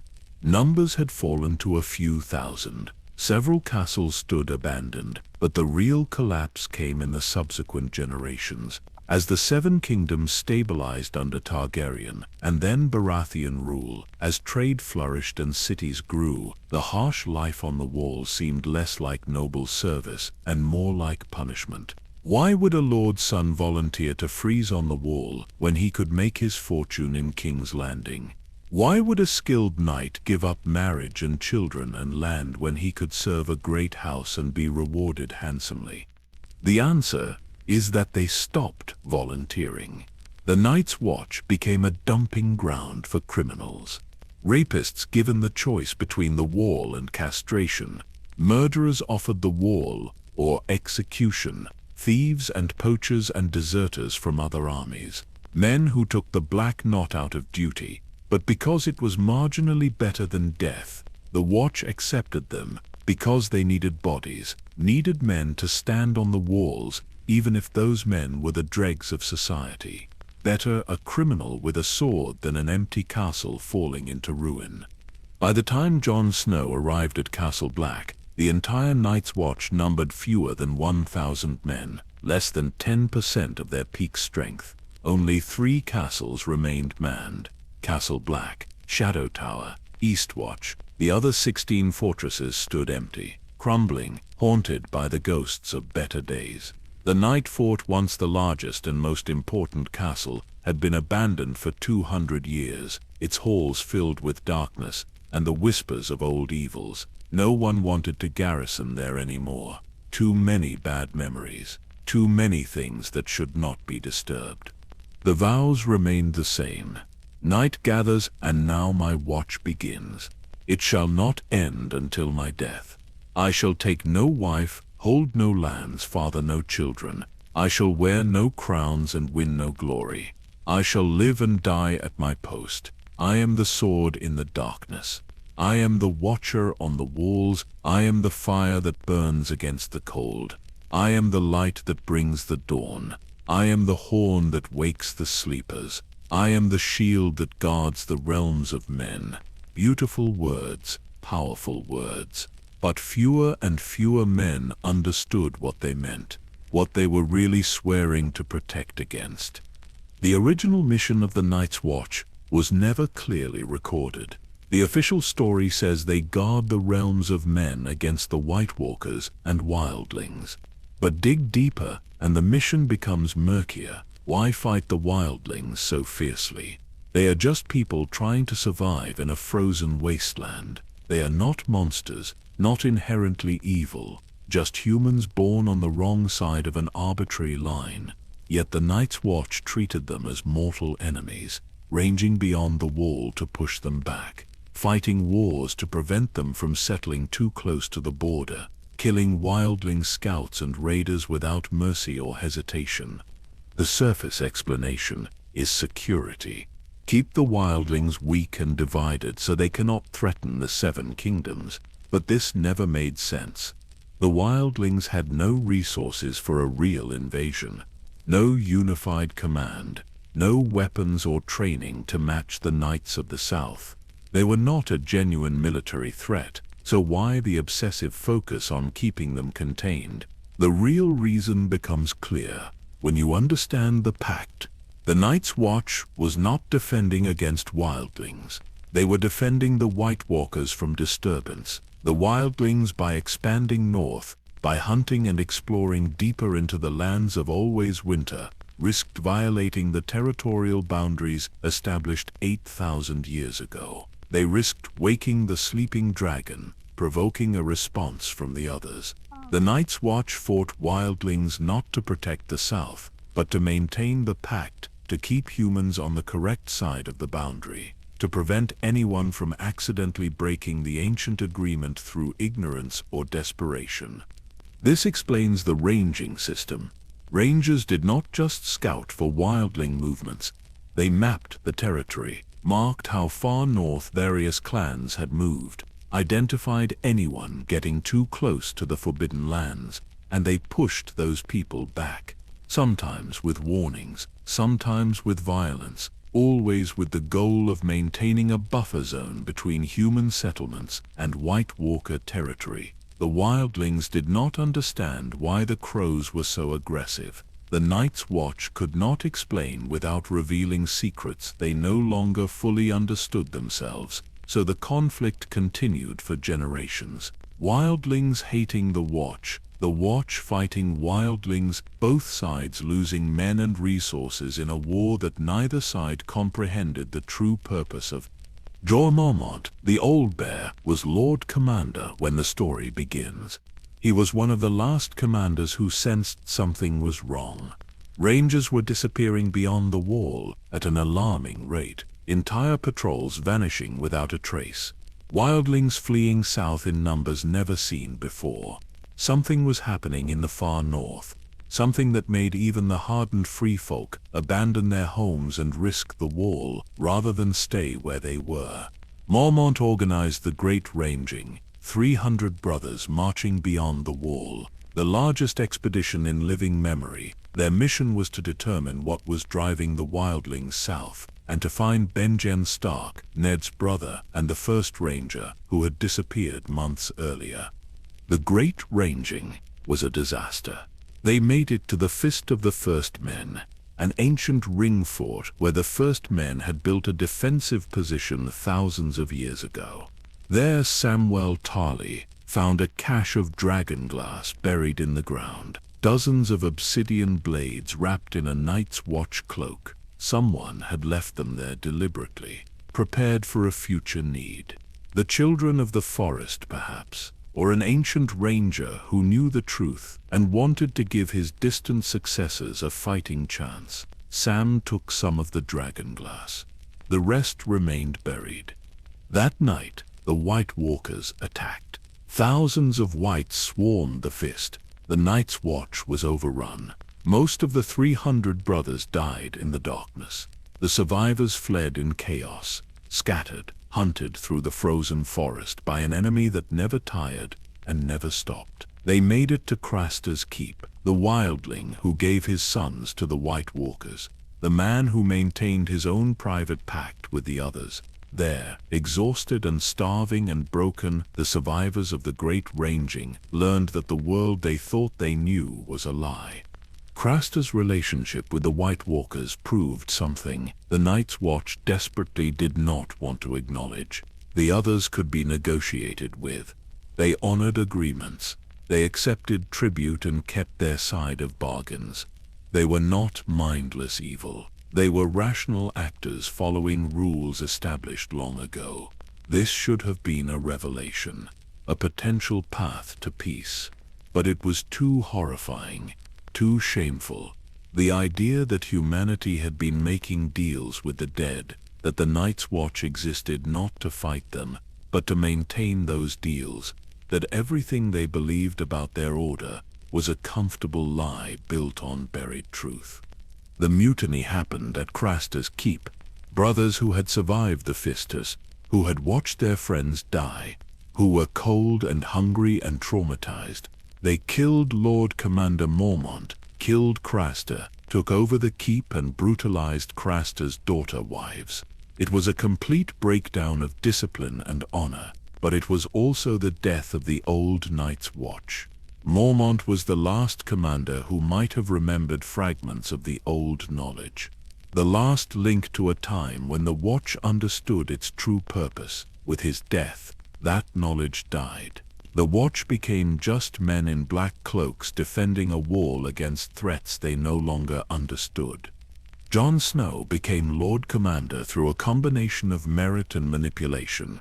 He had killed a White Walker with Longclaw. His Valyrian steel sword had defended Castle Black against Mance Rayder's 100,000 wildlings, had gone beyond the wall and seen the truth firsthand. He understood better than anyone, except perhaps Samwell Tarly, that the real war was not against the wildlings. The real war lay to the north, against an enemy that would kill everyone, wildling and crow and Southron alike, if given the chance. So Jon made the most controversial decision in Night's Watch history. He let the wildlings through the wall, 30,000 free folk, men, women, children, old enemies, people the Watch had fought for generations. He opened the gates and let them pass south, gave them lands to settle, made them allies instead of adversaries. Many of his brothers could not accept this, could not overcome generations of hatred and conditioning. To them, Jon had betrayed everything the Night's Watch stood for. He had let the enemy through, abandoned his post, violated his vows.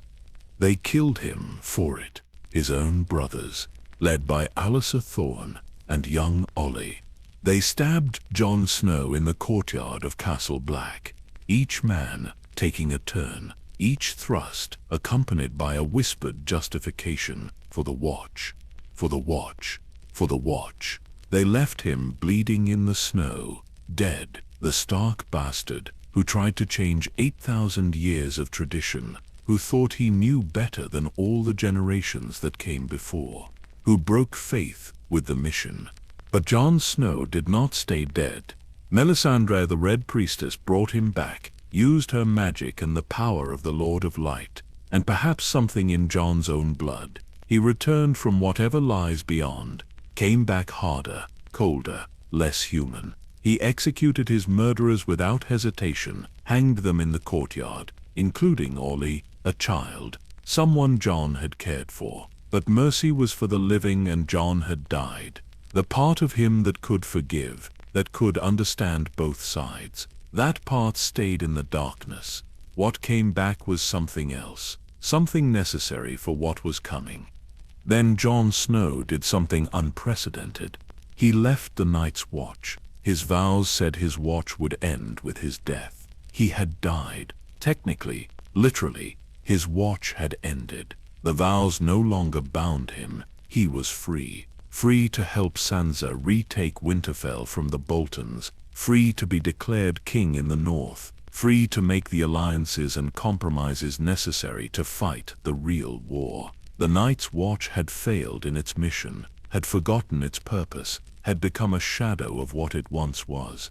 Jon left it behind, not out of betrayal but out of necessity. Someone had to lead the living. Someone had to unite the fractured kingdoms. Someone had to remember what the Night's Watch had forgotten. That the enemy was not wildlings or politics or human ambition. The enemy was coming from the north, and it would kill everything unless someone stood against it.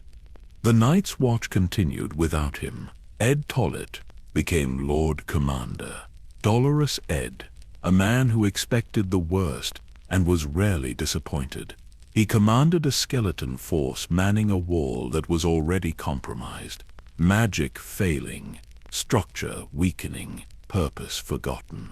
The Watch had become a joke, a dumping ground for criminals and misfits, an organization sustained by inertia rather than belief. When the wall finally fell, when the Night King brought it down with dragon fire and dead magic, The Night's Watch ceased to have any meaning at all. The border they guarded was gone. The enemy they watched for had crossed. The mission they barely understood had failed completely. In the aftermath, after the White Walkers were destroyed, the Night's Watch was re-established. Jon Snow was sent back to the Wall as punishment for killing Daenerys, an exile disguised as honor. But what was the Watch protecting now? The White Walkers were gone. The Wall was broken. The wildlings were allies living south of the ruins. There was no threat, no enemy, no purpose, just tradition, just the momentum of 8,000 years of existence, demanding that the Watch continue even when it served no function. Jon went north of the Wall with the wildlings, perhaps to rebuild, perhaps to ensure the lands of Always Winter remained empty and undisturbed, perhaps to become what the Night's Watch should have been all along. Not warriors preparing for war, but guardians maintaining peace. Not a sword, but a shield. Not a wall of ice, but a bridge of understanding. The Watch had come full circle, from honored defenders to criminal outcasts, to meaningless tradition, and in the end the only question that mattered was whether anyone would remember why they had been necessary. Whether the next time winter came, 8,000 years hence, humanity would be ready, or whether they would have forgotten again and faced the same reckoning with the same surprise and the same desperate scramble to survive. Deep in the haunted forest beyond the Wall lives a man who should not exist, Craster, a wildling who built a keep in one of the most dangerous regions on the continent, surrounded by whites and White Walkers and things that hunt in the frozen darkness. Yet his keep stands undisturbed. His family lives in relative safety. The dead pass by without attacking. The others leave him completely alone. Every other wildling settlement in the area has been destroyed or abandoned. Entire villages wiped out overnight, but Craster's keep remains, protected, inviolate, as if marked by some power that even the White Walkers respect. The Night's Watch knows about Craster. They use his keep as a waypoint during rangings, the stop there to rest and resupply, sleep under his roof and eat his food, and in exchange, they ignore what he does. They ignore the wives, 19 of them when Jon Snow first visits. All of them Craster's daughters, born to him from previous daughter wives, in an incestuous cycle that has continued for generations. They ignore the absence of any grown sons, any male children past infancy. They ignore the pregnant bellies and the births, and the fact that every single baby boy disappears shortly after being born. The brothers know. They all know. It is impossible not to know. But they do not speak of it, do not confront Craster, do not report it to their commanders, beyond vague discomfort and whispered rumors, because Craster provides a service, safe haven in hostile territory, food and shelter in a region where both are scarce, and because deep down, some of the older rangers understand that what Craster does keeps him safe, that his deal, however horrifying, works, that the White Walkers accept his tribute and honor their side of the bargain. Craster calls them his gods, the cold gods, says it directly to anyone who asks. When Jon questions why there are no male children, no sons to help with the work, Craster does not hide behind lies. He speaks the truth plainly. The gods get what is theirs. They are the gods of this land, the true gods. Not the 7 that southerners worship, not even the old gods of the weirwoods, the gods of ice and death and the frozen north. The gods who were here before men and will remain after men are gone, and like all gods, they demand sacrifice. He takes his newborn sons into the woods, just hours after birth, before they can cry too much, before the mothers can bond too deeply. He walks into the darkness carrying a bundle wrapped in furs, places the baby on the ground at a predetermined location, and walks away, does not look back. The White Walkers come, silent as falling snow, pale hands reach down. One of them picks up the infant, examines it, then touches it with a single finger to the chest. The baby's eyes turn blue, bright ice blue. The transformation is instant. The child stops crying, stops breathing, stops being human. It becomes something else, something that will never grow old, never feel warmth, never know anything except the cold and the service of the Night King. This is what the show revealed, what the books only hinted at. The White Walkers do not kill Craster's sons, they transform them, turn them into more White Walkers. Not whites, not mindless corpses, full White Walkers with intelligence and power, and the ability to raise the dead. Craster is not feeding monsters, he is supplying them with new members, fresh recruits. His bloodline becomes their bloodline.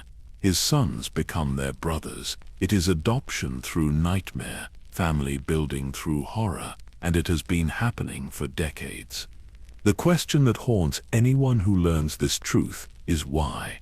Why do the White Walkers need Craster's sons? They can raise unlimited whites from corpses. They can build armies from the dead. Why bother with living infants? The answer suggests something profound about their nature. They cannot reproduce on their own, cannot create new White Walkers without raw material, without human children to transform.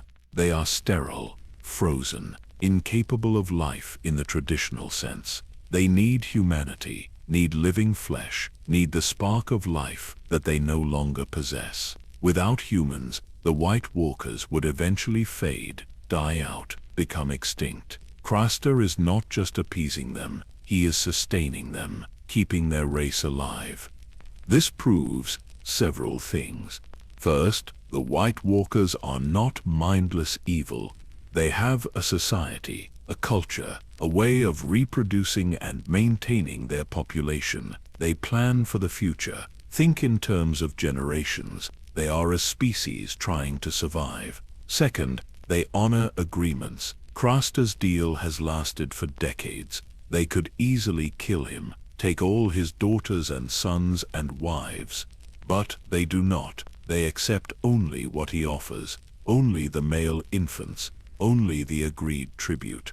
They keep their word. Third, they can be negotiated with, can be reasoned with, can maintain peaceful coexistence with humans who understand the rules and follow them. The Night's Watch tolerates Craster, because at some level they understand this. He is maintaining a relationship that keeps the peace in his region. The White Walkers could destroy his keep, could kill everyone and raise them as whites. But they do not, because Craster honors his agreement. He is living proof that the old ways still work, that sacrifice still buys safety, that the ancient pact was not just legend but functional reality. Then, the mutiny happened. Brothers who survived the disaster, at the fist of the first men, who were traumatized and starving and broken. They arrived at Craster's keep seeking shelter. Craster mocked them, called them cowards, refused to share his food. Lord Commander Mormont tried to maintain discipline, but the men were beyond caring about rules. Carl Tanner, a criminal from Flea Bottom, who had been sent to the wall for murder, led the rebellion. He killed Craster, stabbed him in the mouth mid-sentence. The other mutineers joined in. They killed Mormont, took over the keep, brutalized Craster's daughter wives. It was chaos, violence, the complete breakdown of the Night's Watch code. But it was also the end of Craster's pact. No more sons would be offered, no more tribute paid. The agreement that had protected that keep for decades was void, broken by murder and chaos, and the White Walkers noticed. Almost immediately their activity increased in the region. More aggressive patrols, more attacks on human settlements, as if something they had been promised was no longer being delivered, as if a deal had been violated, and they were responding accordingly. Jon Snow eventually led a force back to Craster's keep, not to avenge Mormont, though that was part of it, but to clean up the mess, to restore some fragment of honor to the Night's Watch. He killed Carl Tanner in single combat, executed the other mutineers, freed Craster's wives, and brought them back to Castle Black. The keep was abandoned, left empty, and with it the last active sacrifice to the White Walkers ended. Look at the timeline. Craster's pact ends. Within months, the White Walkers begin moving south in force. The attack on Hardhome, the growing army, the march toward the wall. They had been patient for 8,000 years, patient while humanity forgot them, patient while the pact slowly eroded. But when the last tribute ended, when even the wildling who understood the old ways was killed, they decided enough was enough. The humans had broken every agreement, abandoned every obligation. It was time to collect. The parallel between Craster and the Night's King cannot be ignored. 8,000 years separate them, yet both did the exact same thing. Both made offerings to the White Walkers. Both maintained relationships with the others. Both kept peace through sacrifice. The Night's King ruled from the Night Fort, made his offerings publicly, performed rituals that everyone could see. He was destroyed for it, erased from history, his name forbidden. But the practice continued, just quietly, just hidden, just relegated to wildlings beyond the wall, where southern lords would never see and never have to acknowledge. Craster was not inventing some new horror. He was continuing an ancient tradition. The tradition the Night's King had practiced. The tradition that predated even the Night's King. The original terms of the pact that ended the long night. Human sacrifice to the White Walkers, regular tribute to maintain peace. Small offerings to prevent large-scale war. It is the most uncomfortable truth in all of Westerosi history. The truth that the Meisters buried, that the Starks hid, that everyone desperately wanted to forget. But Craster remembered, or perhaps he never forgot. The wildlings live closer to the old magic, closer to the old dangers. They do not have the luxury of forgetting.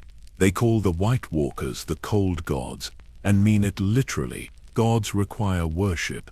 Worship requires sacrifice. This is the logic of the ancient world, the logic that civilization tries to outgrow but can never fully escape. Craster lived by this logic, fed his sons to the gods, and the gods protected him. Simple, brutal, effective. The White Walker's transformation ritual happens at a place deep in the lands of Always Winter, an ice temple of sorts, circular standing stones made of ice. 12 of them arranged in a perfect ring, and in the center, a stone altar. The Night King places the infant on the altar, touches it, the baby's eyes turn blue. Around the circle, 12 other White Walkers stand witness, silent, motionless, observing the ritual with what might be reverence, or might be hunger, or might be something humans have no words for. This place predates Craster. Predates the Night's King, predates possibly even the Long Night itself.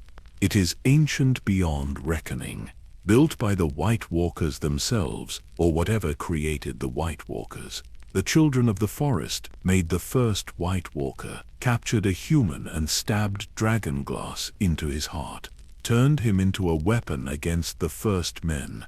But who built this temple? Who established this ritual? Did the children teach the White Walkers how to reproduce, or did the White Walkers figure it out themselves? Did they demand human children as part of the original pact, or did they discover later that this was the only way their species could continue? We do not know. The show does not explain. The books have not reached this point, but the existence of the ritual proves planning, forethought, cultural continuity across millennia. The White Walkers are not monsters, not in the simple sense. They are a civilization, with traditions and holy sites and methods of ensuring their future. They are people, inhuman people. People made of ice and magic and ancient rage, but people nonetheless, with needs and desires and the fundamental drive to survive that every living thing possesses. Craster understood this in a way that the Night's Watch never could. He saw them as gods, but he dealt with them as neighbors, dangerous neighbors, powerful neighbors, neighbors who could destroy him at any moment but chose not to because he respected them, because he acknowledged their power, because he paid what they demanded. It was not kindness, not mercy, just transaction. The oldest form of peace. You give me this, I give you that. We both benefit from not killing each other. Simple. The Night's Watch could have learned from this, could have established formal relations with the White Walkers, negotiated new terms, updated the Pact for a changing world.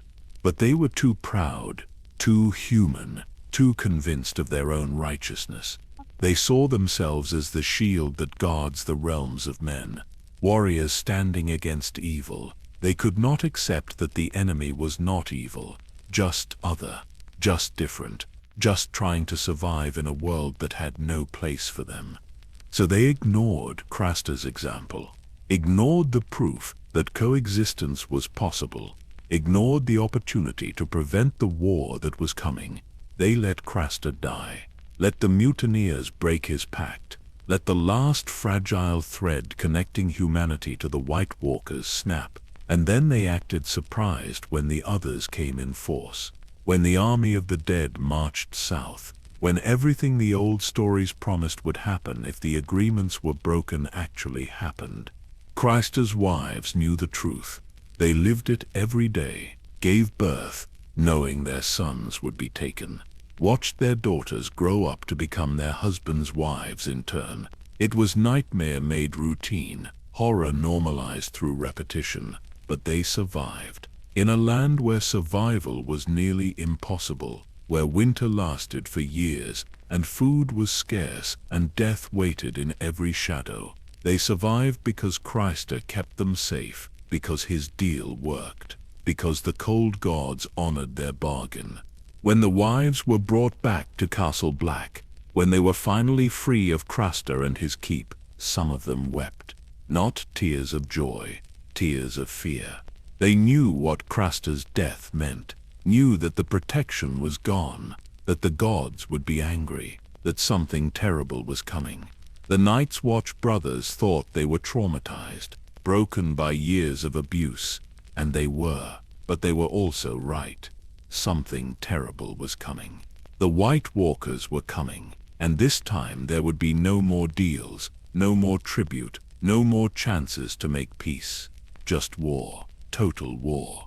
The kind of war that only ends when one side is completely destroyed. Craster's story is tragedy. Not because he was a good man. He was not. He was a monster by any civilized standard. Incestuous, abusive, cruel. But he was a monster who kept a worse monster at bay. A small evil, preventing a large evil. And when he died, when his small evil ended, the large evil was unleashed. This is the moral complexity that makes people uncomfortable. The idea that sometimes the lesser horror is necessary to prevent the greater horror. That sometimes survival requires compromise with things we find repugnant. That sometimes there are no good choices, only less terrible ones. The White Walkers took Craster's sons for decades, transformed them into their own kind, built their numbers slowly, patiently. They were preparing, not for random violence, but for something specific.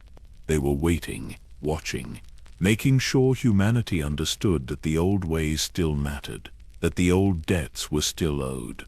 And when humanity proved incapable of understanding, when even the last wildling who kept the faith was killed, they stopped waiting. They stopped preparing. They marched south to teach the lesson that the Starks had failed to teach. That the Night's Watch had forgotten, that the Meisters had buried. That winter is not a season, winter is a reckoning, and it always comes for those who forget. For 8,000 years, the White Walkers remained in the lands of always winter, silent, patient, watching from the frozen north as humanity built kingdoms and fought wars and forgot what had once threatened to destroy them completely. 8,000 years is an incomprehensible span of time. Empires rose and fell. Languages evolved and died. The Andals invaded from Essos and conquered 5 of the 7 kingdoms. The Rhoynar came later and settled in Dorne. The Targaryens arrived with dragons and united the realm under fire and blood. All of this happened while the White Walkers waited, while they kept their side of the ancient bargain, while they honored the pact that humanity increasingly forgot had ever existed. In the south, the White Walkers became legend, then myth, then something less than myth. A joke, a story to frighten children. Old Nan's tales that everyone smiled at, but no one believed. Grumpkins and Snarks, creatures of imagination. The Meisters, in their endless quest to rationalize the world, dismissed them entirely, argued they had never existed, that the long night was probably just a harsh winter combined with a volcanic eruption that blocked the sun, that the battle for the dawn was metaphorical, that everything could be explained through natural phenomena if you just applied enough logic and ignored enough evidence. Even the Night's Watch, founded specifically to guard against the White Walkers' return, stopped believing. New recruits would ask about the others during their first winter. The older brothers would laugh, tell them to worry about wildlings and cold and not freezing to death. The real threats. The White Walkers were just stories, tradition, the reason the Watch gave for existing, but not something anyone actually expected to face. By the time Jon Snow arrived at Castle Black, the entire Watch numbered fewer than 1,000 men manning 3 of 19 castles, an organization in terminal decline, sustained by inertia rather than purpose. But beyond the wall, the free folk knew better. The wildlings lived closer to the old magic, closer to the old dangers. They did not have the luxury of forgetting. Their legends were fresher, their memory sharper, and they were seeing signs. Rangers disappearing, entire villages found empty, bodies arranged in strange spiral patterns, the cold growing worse each year. Moving south faster than natural seasons should allow, Mance Rayder, the king beyond the wall, began uniting the clans, bringing together tribes that had fought each other for generations, building an army, not for invasion but for escape, because something was driving them south. Something that made even the Dens, the most savage and fearless of the wildlings, abandon their homes and flee toward the wall. The Night's Watch assumed Mance was planning an attack, a massive invasion. They prepared to defend against humanity's enemies. They completely missed that Mance was running from humanity's real enemy. The enemy they no longer believed existed. The enemy that was finally, after 8,000 years of patience, beginning to move. The question that historians will debate forever is why? Why did the White Walkers return when they did? What changed? What broke the pact that had held for so long? The answer is multi-layered, complex, but it begins with a single moment in the first episode, when Ned Stark left Winterfell to become Hand of the King, when he rode south with his daughters, leaving his sons behind but taking the Stark Lord away from the seat of northern power. For the first time in recorded history, Winterfell had no Stark Lord in residence, just a teenage boy, Robb, acting as regent while his father served in King's Landing. There must always be a Stark in Winterfell. This was not tradition, not preference, not a family motto like "Winter is coming." It was a term of the Pact, a guarantee written into the agreement 8,000 years ago. As long as a Stark ruled from Winterfell, the treaty held. The White Walkers could look south and see the direwolf banners, see the ancient bloodline maintaining their post, see the promise being kept. But when Ned left, when he abandoned Winterfell for the politics of the South, the guarantee was void. The Starks had broken faith, and the White Walkers noticed immediately. The very first scene of Game of Thrones shows 3 Night's Watch Rangers beyond the wall. They find wildling bodies arranged in a spiral pattern, ancient symbols carved into flesh and ice. Then the White Walkers attack, kill Sir Waymar Royce, raise him as a white. Will, the youngest ranger, flees in terror, runs south to warn everyone. He is caught and executed by Ned Stark for desertion. No one believes his story. No one investigates his claims. The warning is ignored, and the clock begins ticking toward catastrophe. But Ned leaving was just the first break in the Pact. The second came with his execution, beheaded in King's Landing by order of King Joffrey, the Stark Lord dead. Winterfell now ruled by Robb, who was too young and too consumed with war to understand what his family's real obligation was. Robb marched south with the northern armies, declared himself king in the north, fought the Lannisters, married for love instead of duty, broke his oath to the Freys, and died at the Red Wedding with his mother and his bannerman and his dire wolf Grey Wind. The king in the north, butchered at a wedding, his body desecrated, his head replaced with his wolf's, a mockery, a message. The Starks were broken. Then the children scattered. Bran, crippled by Jaime Lannister's push from the tower, carried north of the wall, seeking the three-eyed raven. Rickon sent to Last Hearth for safety. Eventually betrayed and murdered by Ramsay Bolton. Sansa trapped in King's Landing, married to Tyrion. Then Ramsay, brutalized and abused. Arya fleeing to Bramvos, training with the Faceless Men, becoming no one, abandoning her identity and her family name. Jon at the wall, thinking he was Ned's bastard, not knowing he was actually Aegon Targaryen, not understanding his heritage or his importance. And Winterfell itself fell, first to Theon Greyjoy, in a desperate bid for his father's approval, then to Rose Bolton. After the Red Wedding, the Boltons held the castle for years, flayed the Stark bannermen, who remained loyal, flew their own sigil from the towers. The flayed man on the pink field, Winterfell, the castle that had been Stark for 8,000 years, was occupied by their enemies, empty of the bloodlines sworn to maintain it, the guarantee completely broken. The White Walkers saw all of this, watched through whatever means they used to watch, the weirwood trees perhaps, the cold itself, the network of ancient magic that still connected the far north to the realms of men. They saw the Starks fall, saw Winterfell taken, saw the promise broken piece by piece, and they decided the time had come. The humans had abandoned the Pact, the obligations were void, the treaty was over. It was time to collect what was owed, time to finish what had been delayed 8,000 years ago, time to bring the Long Night back to a world that had forgotten why it should be feared. The attacks began small, isolated, rangers disappearing beyond the wall, wildling villages found empty, but they escalated.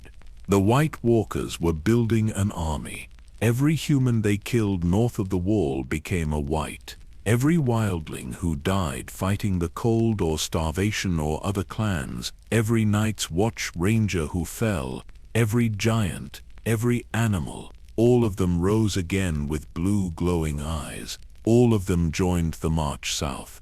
The army grew exponentially. Thousands, tens of thousands, eventually over 100,000 Whites led by dozens of White Walkers.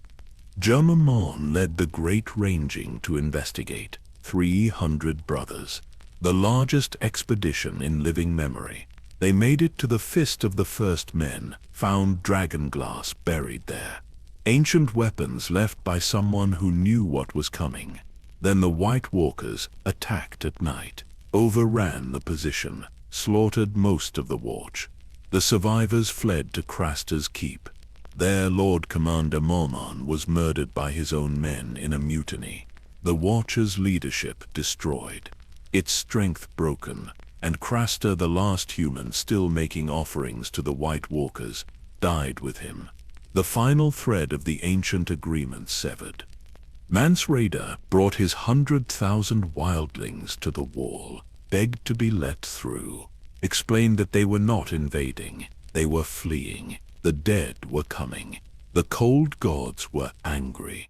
Everyone north of the wall would die unless they got south. The Night's Watch refused, saw only an army of enemies, not refugees, not fellow humans, desperate to survive. They defended the wall against the wildlings, while the real threat massed in the frozen north, building strength, gathering corpses, preparing for the final march. Jon Snow understood faster than most. He had lived among the wildlings, had loved Ygritte, had seen their humanity. He knew they were not the enemy. When he became Lord Commander, he made the decision that would split the Night's Watch. He let the wildlings through, opened the gates, brought 30,000 free folk south of the wall, gave them lands to settle, made them allies instead of adversaries. Many of his brothers could not accept this, called it betrayal, treason, abandoning everything the Watch stood for. They murdered him for it, stabbed him in the courtyard, for the Watch, for the Watch. But Jon was right.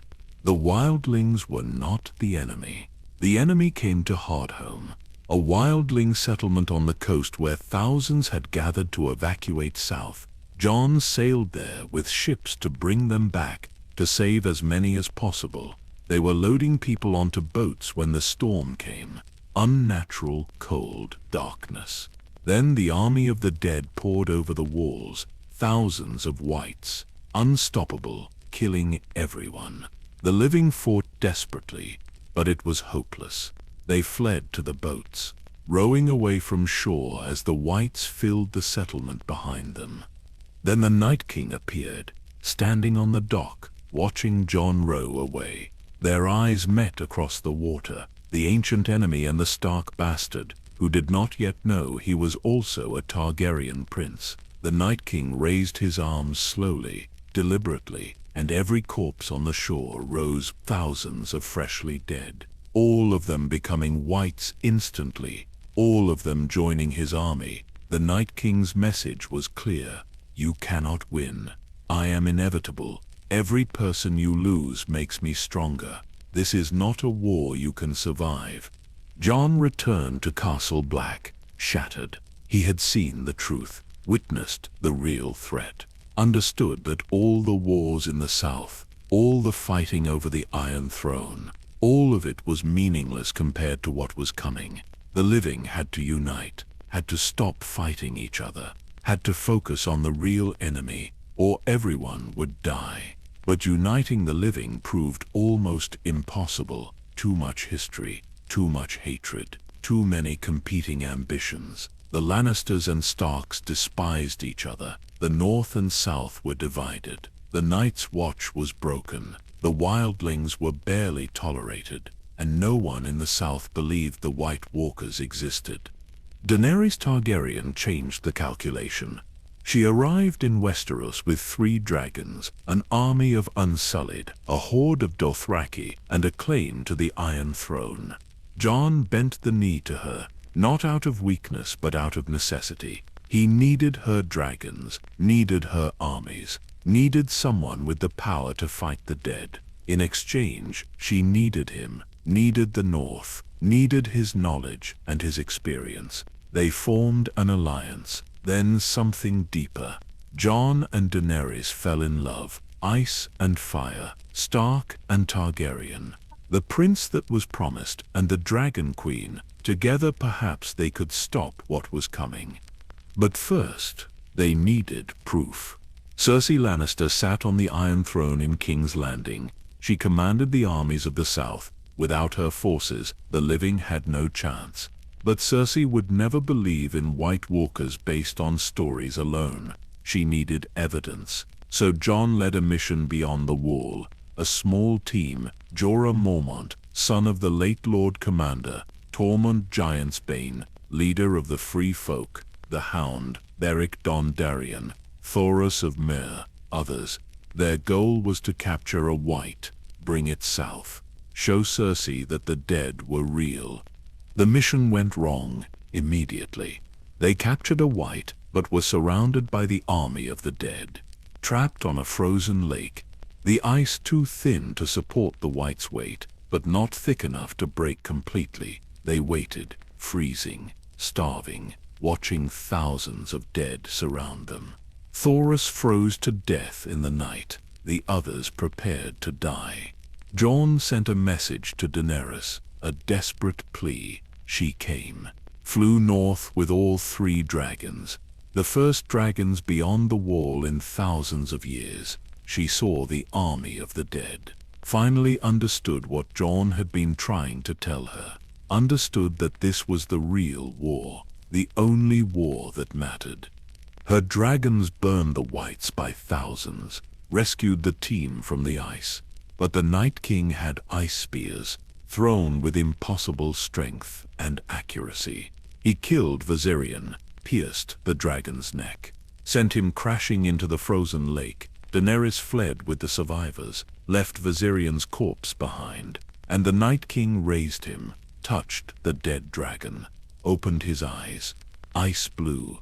Viserion rose as a white dragon, the Night King's mount, his weapon, the key to breaking the wall. The Night King marched his army to Eastwatch by the sea. The eastern end of the wall rode Viserion. The undead dragon breathed blue fire, not actual fire but concentrated cold, a beam of destruction that shattered ice and magic alike. The wall, which had stood for 8,000 years, fell in minutes. A massive section collapsed.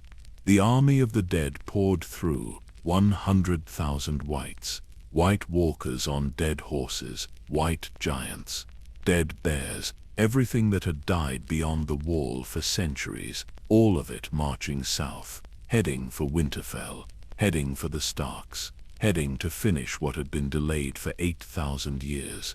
The pact was broken, not by the White Walkers. They had honored it, maintained their side, stayed in the far north for 8,000 years. It was humanity that failed, humanity that forgot, humanity that scattered the Starks and abandoned Winterfell and killed the last people who still understood the old ways. The White Walkers were not invading, they were responding, collecting the debt, enforcing the terms that humanity had violated.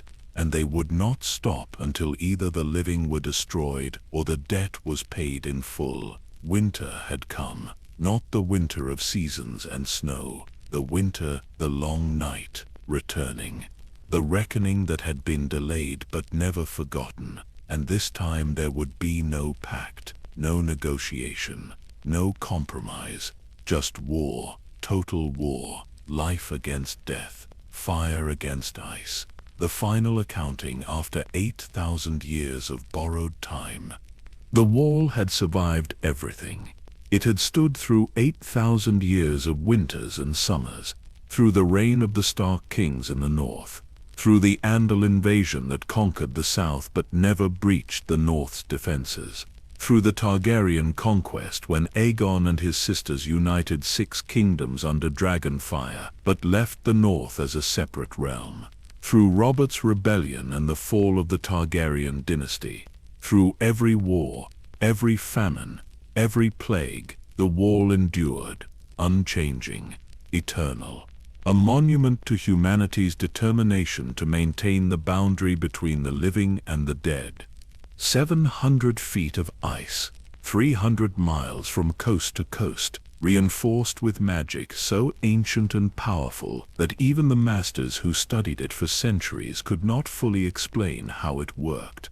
The wall was more than a physical barrier. It was a promise, a warning, a manifestation of the pact made 8,000 years ago when humanity stood on the brink of extinction and chose survival through separation rather than victory through war. The wall represented the choice to live alongside the White Walkers rather than attempt to destroy them, to maintain boundaries rather than eliminate enemies. It was, in its way, the most successful peace treaty in history. 8,000 years without major conflict, 8,000 years of relative safety, all because of ice and magic and the Stark family's stubborn insistence on honoring ancient obligations. But all things end. Even the most powerful magic fades over time, if not renewed. Even the strongest walls crumble eventually. Even the most carefully maintained treaties break when the parties who made them die, and their descendants forget why the terms mattered. The wall was built to last forever, but forever is a long time, and nothing truly lasts forever. The cracks began small, invisible, the magic weakening incrementally, year by year, generation by generation. The children of the forest who had woven the spells were extinct, or nearly so. The Starks, who were supposed to maintain the Pact, had forgotten its full terms. The Night's Watch, who guarded the wall, had lost sight of their true mission. No one was feeding the magic. No one was renewing the workings. The wall stood on momentum alone, on the strength of its original creation, and after 8,000 years, that momentum was finally exhausted. The first breach happened in the first season, when Night's Watch Rangers brought 2 white corpses through the wall to Castle Black. The bodies should never have been able to cross. The magic should have prevented it, should have recognized dead flesh animated by White Walker power and rejected it. But the corpses crossed, dormant, waiting, and that night they rose, attacked Lord Commander Mormont, tried to kill Jon Snow. Only fire stopped them. But the important part is that they crossed at all. The wall's magic had failed, just a little, just enough. The barrier was compromised. Bran Stark made it worse. Not intentionally, not through malice, but through ignorance and desperation. When he fled the Three-Eyed Raven's cave after the Night King broke through and killed the children, Bran carried something with him. The mark, the icy handprint the Night King had burned into his arm during a green seer vision. The mark that had allowed the White Walkers to enter the supposedly impenetrable cave. The mark that nullified the children's magic.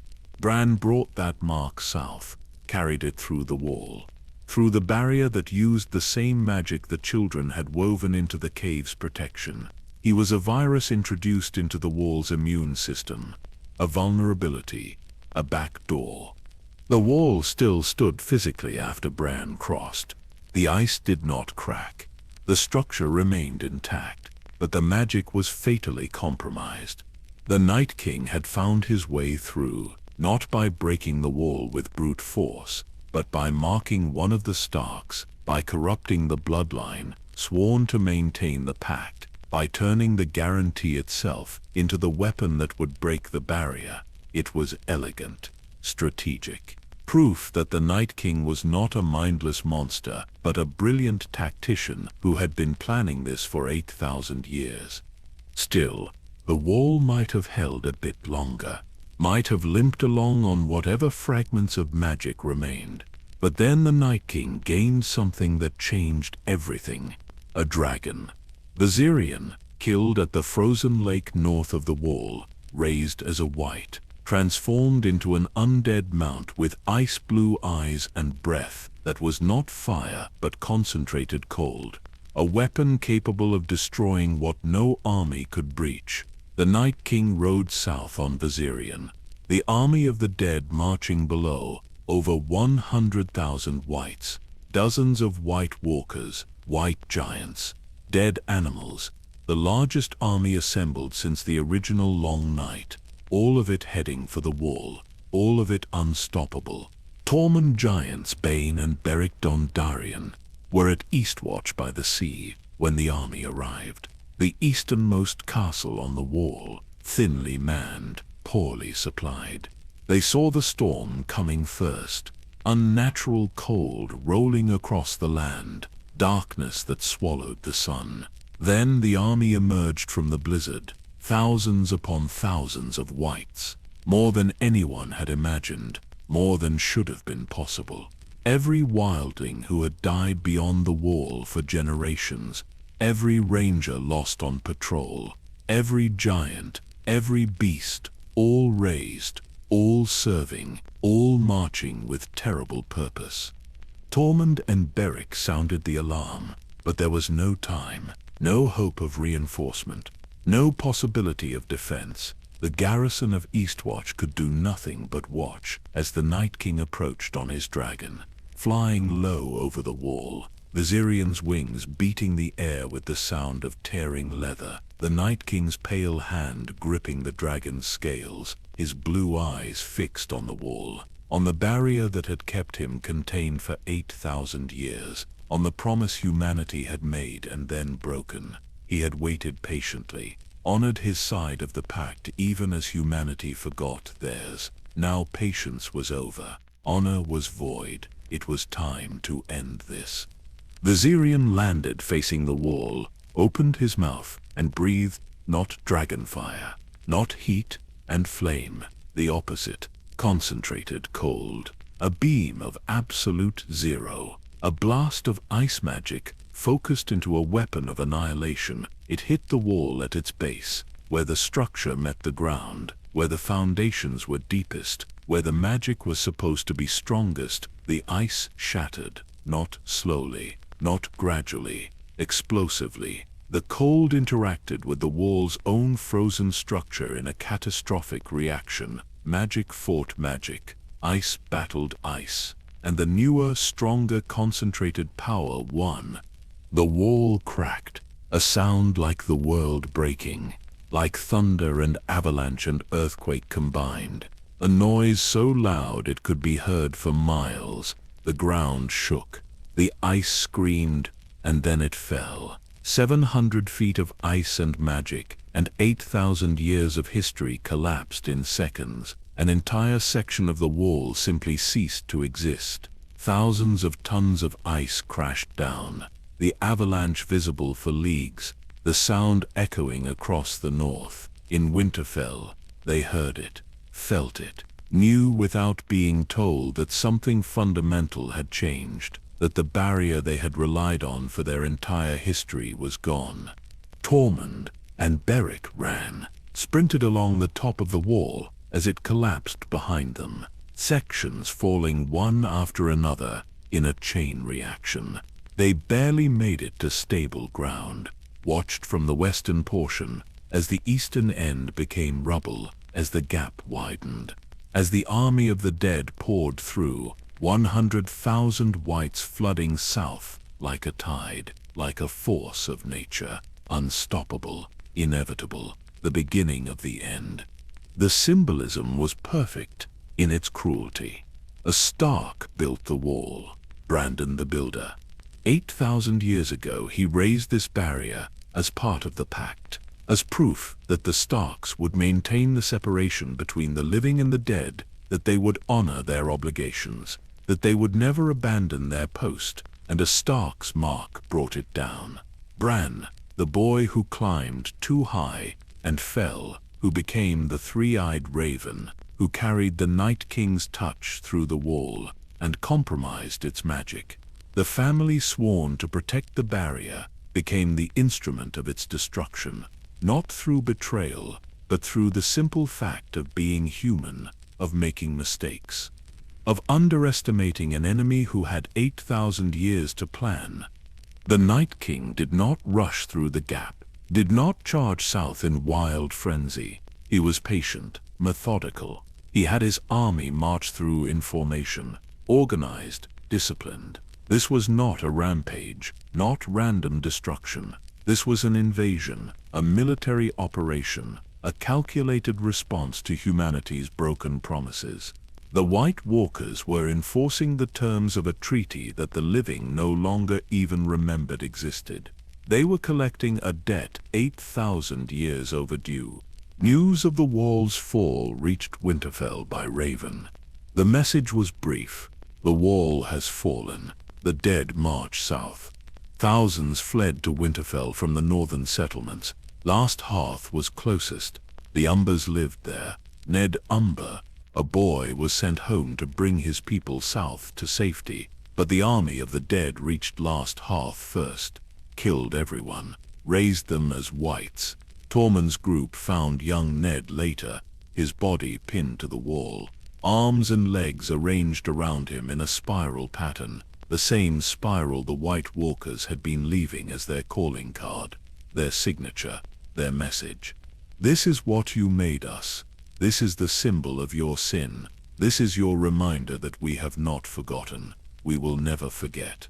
Winterfell became the rallying point, the place where the living would make their stand. Jon Snow and Daenerys Targaryen brought their combined forces, the Unsullied, what remained of the Dothraki, the northern armies, the Knights of the Vale, the wildlings who had sworn to fight for Jon, every able body, every warrior, every person willing to stand against the darkness.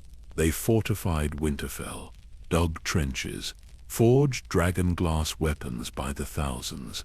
Gendry worked day and night, creating arrowheads and daggers and swords from the obsidian that could kill White Walkers. They prepared as best they could, but everyone knew it would not be enough. The dead outnumbered the living 5 to 1, maybe 10 to 1, and every person who fell would join the enemy's side. The mathematics of this war were impossible, unwinnable, but they had no choice. Winterfell was where it had to happen, where the Starks had ruled for 8,000 years, where the Pact had been maintained, where the obligations had been honored and then abandoned, where the debt had been accumulated. It was fitting, poetic in a terrible way, that the place where the Starks had borne their burden for so long would be the place where they finally paid the price for failing, where winter, which they had warned was coming for 8,000 years, would finally arrive in full force. Not the winter of seasons, the winter, the long night, the reckoning. The wall had fallen, the barrier was gone. The separation between the realms of living and dead was over. 8,000 years of borrowed time had expired. The pact was broken beyond repair, and there was no going back, no renegotiating, no making a new deal. The Night King was not coming to talk. He was coming to end this, to erase the three-eyed raven and all memory of what had been done, to reset the balance, to bring eternal winter to a world that had enjoyed far too much summer. The wall, humanity's greatest achievement, had become rubble, and all that remained was to see whether the living could survive what they had brought upon themselves through 8,000 years of forgetting. The night before the battle, Winterfell was filled with the sound of hammers on steel. Gendry worked without sleeping, forging dragonglass weapons for anyone who could hold one. Every soldier received at least a dagger. Many got spears or arrowheads. The Unsullied fixed dragonglass tips to their spears. The Dothraki received obsidian arrowheads. Though their curved blades remained steel, it would have to be enough. There was no more time. The scouts reported the army of the dead was less than a day's march away, moving through the night, coming south like a tide of frozen death that nothing could stop. In the great hall, the living gathered, not to feast, not to celebrate, but to face mortality together. Strangers became friends in those last hours. Enemies reconciled. Jaime Lannister, the man who had pushed Bran from the tower and crippled him, stood trial before the assembled lords. Bran spoke for him, said they needed every man, that the past did not matter. Now, only survival. Jaime was allowed to stay, to fight, to redeem himself if redemption was even possible anymore. Brienne of Tarth had dreamed her whole life of becoming a knight. But women were not knighted in Westeros. It was tradition, law, culture. Jaime Lannister knighted her anyway, in front of everyone, spoke the words that made her Sir Brienne. She wept, not from joy exactly, but from the recognition that she had achieved her impossible dream on the last night of her life, that she would die as a knight. That was enough. Arya Stark sought out Gendry, the bastard blacksmith she had traveled with years ago. She was different now, harder. Trained by the faceless men, a killer wearing a child's face. But she was still human, still mortal, still capable of fear.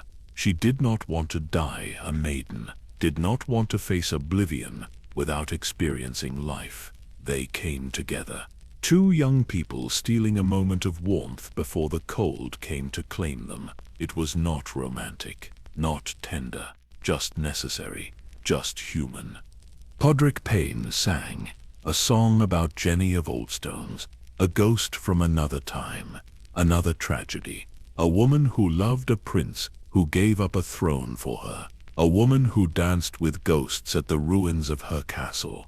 The song was melancholy, beautiful, sad in a way that cut through all the bravado and preparation and forced everyone to acknowledge what they were facing. Most of them would die tomorrow. The best they could hope for was to die as themselves rather than rise as whites. To die with swords in hands and curses on lips rather than as mindless corpses serving the enemy. Jon Snow revealed the truth to Daenerys that night. His parentage, his real identity. Aegon Targaryen, son of Rhaegar and Lyanna, the legitimate heir to the Iron Throne, not a bastard. Not a Stark by blood, though he had been raised as one. This changed everything between them. She had spent her life believing she was the last Targaryen, the rightful queen. Now she learned that Jon had a better claim, that everything she had fought for was built on a lie. She struggled with it, anger and confusion and fear mixing with the love she felt for him. But there was no time to process, no time to argue about succession. The dead were coming. Personal conflicts would have to wait. The sun set. Darkness fell.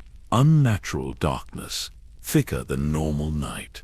Colder. The temperature dropped drastically. Breath became visible. Frost formed on weapons. The wind carried whispers that might have been voices or might have been imagination. Then silence. Complete silence. No birds. No wind. No sound of the army they knew was out there, just waiting. Everyone stood at their positions, watching the darkness, waiting for something to happen. The tension unbearable. Melisandre arrived walking through the Dothraki horde, the Red Priestess who had brought Jon back from death. She had promised she would die before dawn, that this was her purpose. She walked to the front of the Dothraki cavalry, spoke words in Valyrian, and the Arrax burst into flame. Thousands of curved blades igniting simultaneously. The Dothraki screamed, raised their burning swords, charged into the darkness. The living watched from the walls as the flames rode forward, a river of fire flowing into the black, beautiful, terrifying, hopeful. Then the lights began going out. One by one, the flames extinguished. Screaming echoed back, faint at first, then louder, then silent.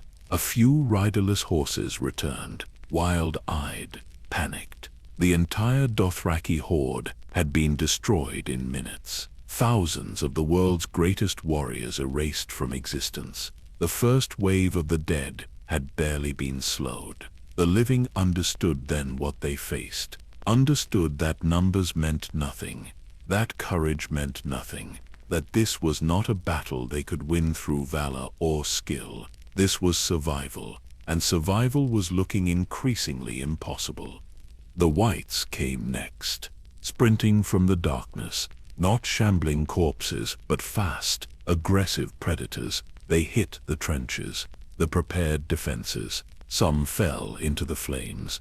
Others piled bodies to cross. The living loosed arrows, threw spears, fired catapults. Whites fell by hundreds, by thousands. It made no difference. More kept coming, endless, unstoppable. The math was simple and terrible. Every white that fell was already dead. Every human that fell joined the enemy. The living were losing a war of attrition against an army that could not suffer attrition. Jon Snow and Daenerys Targaryen fought from Dragonback. Drogon and Rhaegal circled the battlefield, breathing fire, burning whites by thousands. The dragons were the most effective weapons the living possessed, but the Night King controlled the weather, created a blizzard, whiteout conditions. The dragons could barely see, could barely fly. They crashed into each other in the clouds, separated, lost, and somewhere in the storm, Viserion hunted them, the white dragon, controlled by the Night King, seeking his former siblings, seeking to destroy them as he had been destroyed. The walls were breached. Whites poured into the courtyard. The living retreated, fought desperate battles in the hallways and courtyards of Winterfell. Every room became a killing ground. Every corridor a charnel house. Jorah Mormont fought at Daenerys' side, taking wounds meant for her, protecting his queen even as his body failed. The Hound and Beric Dondarrion found Arya surrounded, saved her. Beric took countless wounds, died holding a doorway so Arya could escape. The Lord of Light had brought him back 6 times. This was the 7th death, the final death. His purpose fulfilled. Protect the girl who would kill the darkness. His entire life had been leading to this moment. The crypts were supposed to be safe. The women and children had been sent there. Sansa and Tyrion, Varys, Missandei, Gilly and Little Sam. All of them huddled in the darkness, surrounded by dead Stark kings, stone statues watching them, iron swords across their laps. They heard the battle above, felt the castle shake, hoped the defenses would hold. Then the Night King raised his arms on the battlefield, and every corpse in the crypts burst from their tombs. Ancient Stark dead, kings who had been buried for thousands of years. They rose, stone cracked, iron swords fell, whites emerged from every tomb. The crypts became a trap. The safest place became the most dangerous. People died screaming in the darkness. Sansa and Tyrion drew dragonglass daggers, prepared to fight, to die, but first to live as long as possible.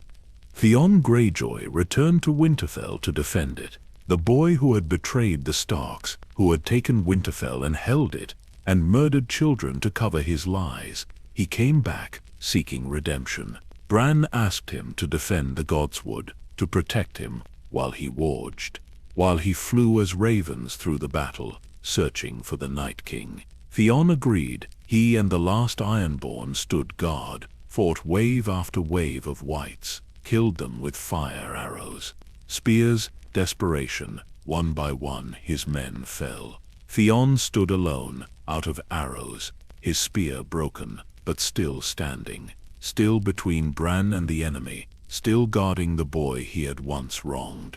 The Night King walked through the battle, ignored everyone else. White walkers cleared his path. Whites parted before him like water. He had one goal: Brain Stark, the three-eyed raven, the living repository of all memory, all history, all truth. Killing Brain would erase the record of the Night King's creation, would destroy the memory of what the children had done, would end the cycle. The Night King had been made into a weapon against his will, transformed from human into monster, forced to exist for thousands of years as something he never chose to be. Killing the three-eyed raven was not revenge, it was ending his own curse. If no one remembered his creation, if history itself was destroyed, perhaps he could finally cease to exist. Perhaps he could find whatever passed for peace.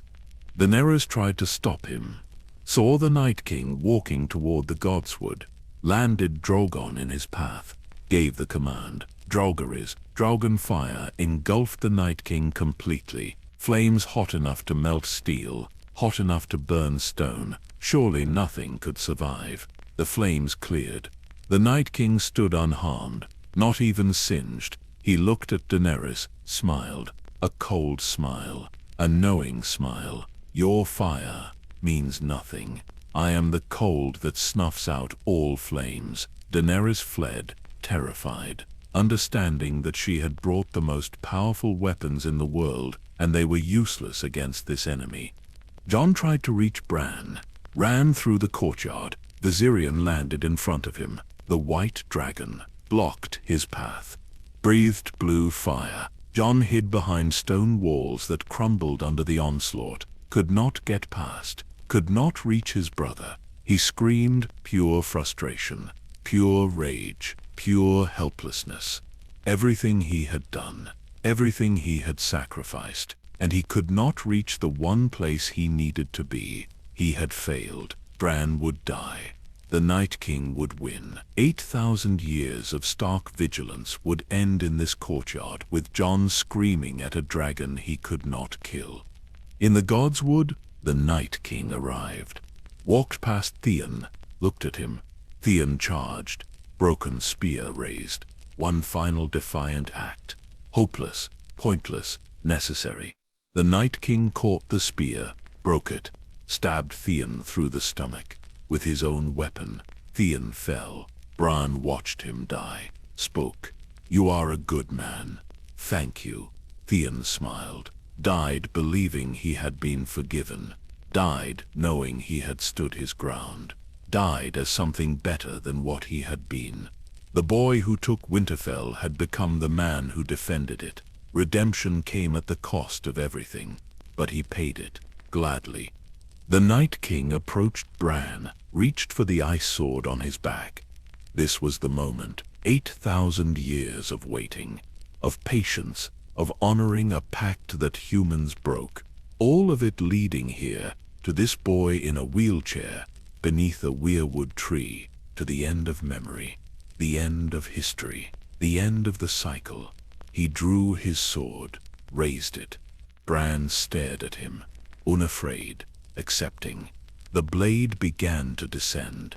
Arya leaped from the darkness, silent, invisible, trained by the faceless men to be death itself. She flew at the Night King, dagger raised, the dagger that had been meant to kill Bran years ago. That Littlefinger had used to start the war between Starks and Lannisters, that had passed through so many hands, that Bran had given to Arya in this exact spot. The Night King turned, caught her by the throat, lifted her off the ground, his grip ice-cold, crushing. Arya's feet dangled. She choked, dying.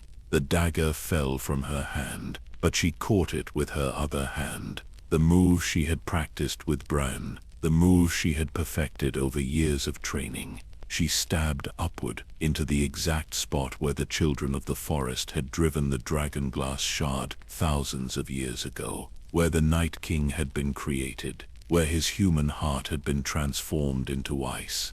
The dagger pierced. The Night King's eyes widened, not in pain, in surprise, in release. Ice spread across his face like cracks in glass. His grip loosened. Arya fell. The Night King shattered, exploded into shards of ice that dissolved into nothing, and across the battlefield, every White Walker shattered simultaneously. Every White collapsed. The army of the dead fell like puppets with cut strings, 100,000 corpses dropping in an instant.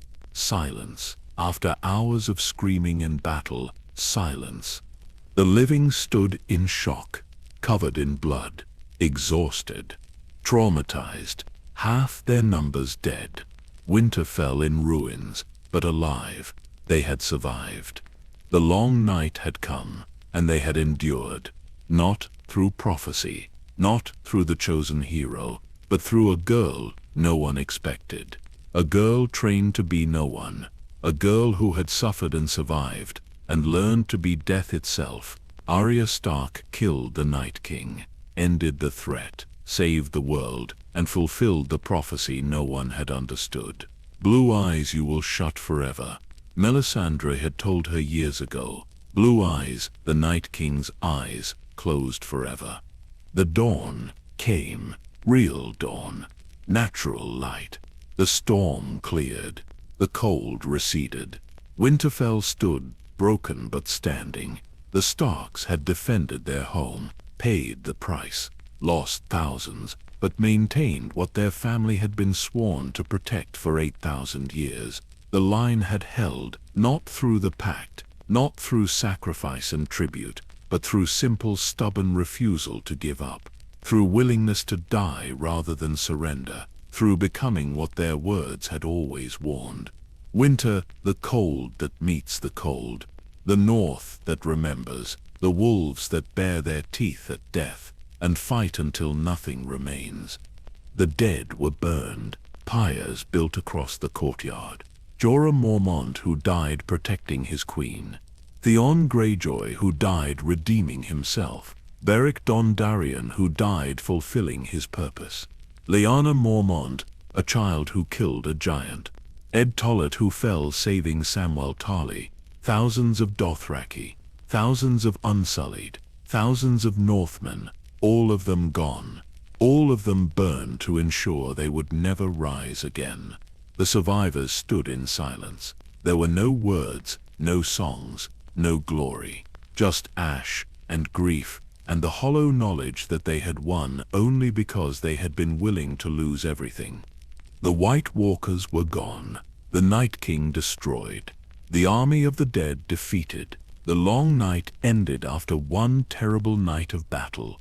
8,000 years of threat, 8,000 years of preparation, ended by one girl with one dagger, in one perfect moment. It seemed too simple, too easy, as if all the history and prophecy and sacrifice had been leading to something more complicated, something that required more than just one kill. But sometimes that is how wars end, not with grand gestures, but with small actions, not with prophecy fulfilled, but with opportunity seized, not with the expected hero, but with whoever happens to be in the right place with the right weapon at the right time. Ataraya did not feel like a hero. She felt like a survivor, like someone who had done what needed to be done and would carry the weight of it forever. She had killed the embodiment of death, ended a threat that had haunted humanity since the age of heroes, saved millions of lives, and she felt nothing. Just emptiness. Just the knowledge that the war was over, and she was still here, and she would have to figure out what that meant. What life looked like after you killed death itself. What purpose remained when the ultimate purpose was fulfilled. The North would remember this night, would tell stories, would sing songs, but the truth would be simpler and darker than the songs.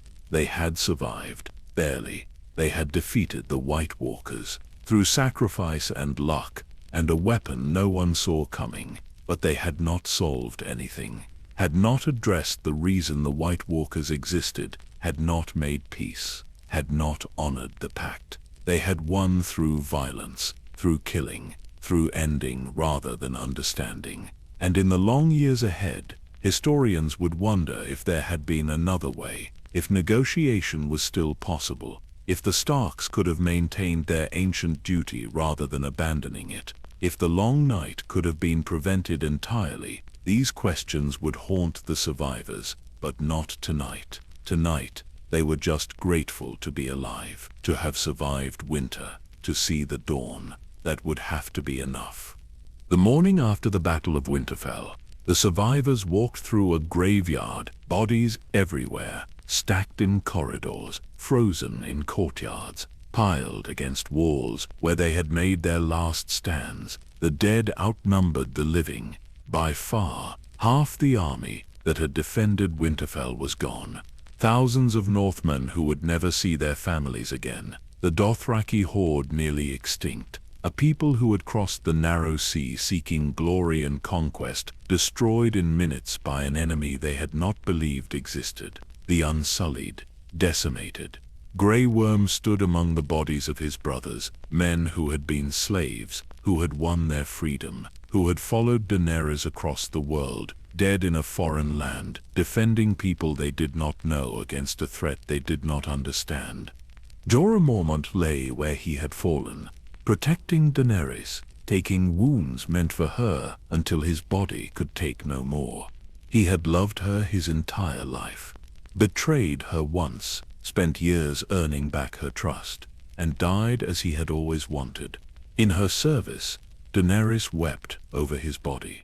The man who had been her first advisor, her protector, her conscience, gone. She had lost so many. Viserion, Jorah, most of her armies. She had come to Westeros with overwhelming force, with dragons and Dothraki and Unsullied, with the power to take whatever she wanted, and she had spent it all defending a castle in the north against an enemy that should not have existed. Theon Greyjoy received a funeral befitting a Stark.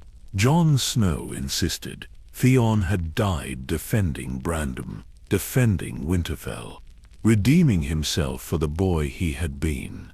The boy who took the castle and betrayed the family that raised him. That boy died years ago. The man who died in the Godswood was different, better, broken and rebuilt into something worthy. Sansa placed a pin on his chest. The Kraken of House Greyjoy. He was Ironborn, but he was also a Stark. He was both, and he died as both. What is dead may never die, but rises again harder and stronger. Beric Dondarrion received no funeral. His body had been left in the castle where he fell. By the time they found him, he was burned beyond recognition. But Melisandre spoke for him. The Lord of Light brought him back 6 times. 6 times he died and returned, each time with less of himself, less memory, less personality, less humanity, until he was just a weapon, just a tool shaped for one purpose: protect Arya Stark. He did. He fulfilled his purpose, and the Lord of Light released him. Let him die his 7th and final death. Let him rest. Beric's entire existence had been building to that moment in the hallway, holding the door, buying Arya seconds. Those seconds saved the world. Melisandre walked out to meet the dawn. She had promised she would die before sunrise. She removed the necklace she had worn for centuries. The glamour that kept her young fell away. Her true age revealed. Ancient, impossibly old, her skin withered. Her body failed. She collapsed in the snow and became dust. The Red Priestess who had burned Shireen Baratheon alive, who had resurrected Jon Snow, who had lit the Dothraki Arax, who had guided and manipulated and served her god through fire and blood, gone. Her purpose fulfilled. The long night ended. The Lord of Light no longer needed her. So she was released, allowed to die. After centuries of service, after countless resurrections and visions and sacrifices, finally allowed to rest. The pyres burned for days, so many dead, so much ash. The smell of burning flesh hung over Winterfell like a shroud. They burned everyone, friend and enemy, Stark bannermen and whites, human and horse and giant. Everything that had died had to burn, had to be reduced to ash, so it could never rise again. So the Night King's power could never touch them. Even in death, the fear remained. The knowledge that corpses were not safe, that death was not the end. If magic decided otherwise, fire was the only certainty, the only guarantee, so they burned and burned and burned. When the pyres finally cooled, when the last bodies had been consumed, the survivors gathered to ask the question no one wanted to answer. What now? The Night King was dead, the White Walkers destroyed, the army of the dead defeated. The existential threat that had united them was gone. And without that threat, without that common enemy, the alliances began to fracture. The North had bent the knee to Daenerys to gain her help against the dead, but the dead were gone. Did the oath still hold? Did the North owe her loyalty now that the crisis had passed? Sansa Stark argued for Northern independence. The North had bled, had sacrificed, had stood against the darkness, while the South did nothing. Cersei Lannister had promised to send her armies north, had sworn to fight alongside them, and she had lied, kept her forces in King's Landing. Let the North face extinction alone. Why should the North serve a Southern queen when the South had abandoned them? Why should they bow to anyone after proving they could stand alone? Daenerys had sacrificed too, had lost half her armies, had lost Jorah, had lost Viserion, had risked everything to fight an enemy that was not hers. She had come north when she could have taken King's Landing easily. When the throne was hers for the taking, she had chosen to fight the dead first, to save the realm before claiming it. Did that not earn her the loyalty she had been promised? Did that not prove she deserved to rule? The question had no good answer. Both sides were right. Both had sacrificed. Both had earned their claims through blood and loss. But there could only be one answer. And the answer would determine whether the fragile alliance held or shattered into new wars, into more death, more burning, more pyres. They had survived the long night only to face the eternal problem of humanity. How to live together, how to share power, how to overcome the basic truth that people cannot agree on who should rule them. Jon Snow was caught in the middle. He had bent the knee to Daenerys, had fallen in love with her, had brought her north, had united the living under her banners. But he was also Aegon Targaryen, the legitimate heir to the Iron Throne. His claim was better than hers, older, more direct. He was not the last Targaryen. She was not the rightful queen. Everything she believed about herself was built on a lie, and Jon's existence proved it. This truth poisoned their relationship. Daenerys looked at Jon and saw a threat, saw someone who could take everything she had worked for, even if he did not want it, even if he rejected the throne. His existence undermined her, made her look like a usurper, a pretender, someone with a weaker claim grasping for power she did not deserve. The truth about Jon spread, whispered through the castle. Sam told people, Sansa told people. Everyone knew the secret Ned Stark had kept his entire life. The lie he had lived to protect his nephew. The bastard who was not a bastard. The Stark who was a Targaryen. The king in the north who was the king of the Seven Kingdoms. Jon did not want it, did not want any of it. But wanting was irrelevant. He was what he was, and his blood meant something in a world that valued blood above all else. Daenerys began to change. The loss and betrayal and fear twisted something inside her. She had spent her life believing she was special, the Dragon Queen, the breaker of chains, the woman who would save the world, but she had not saved the world. Arya did. A girl she barely knew, and the world did not love her for her sacrifices.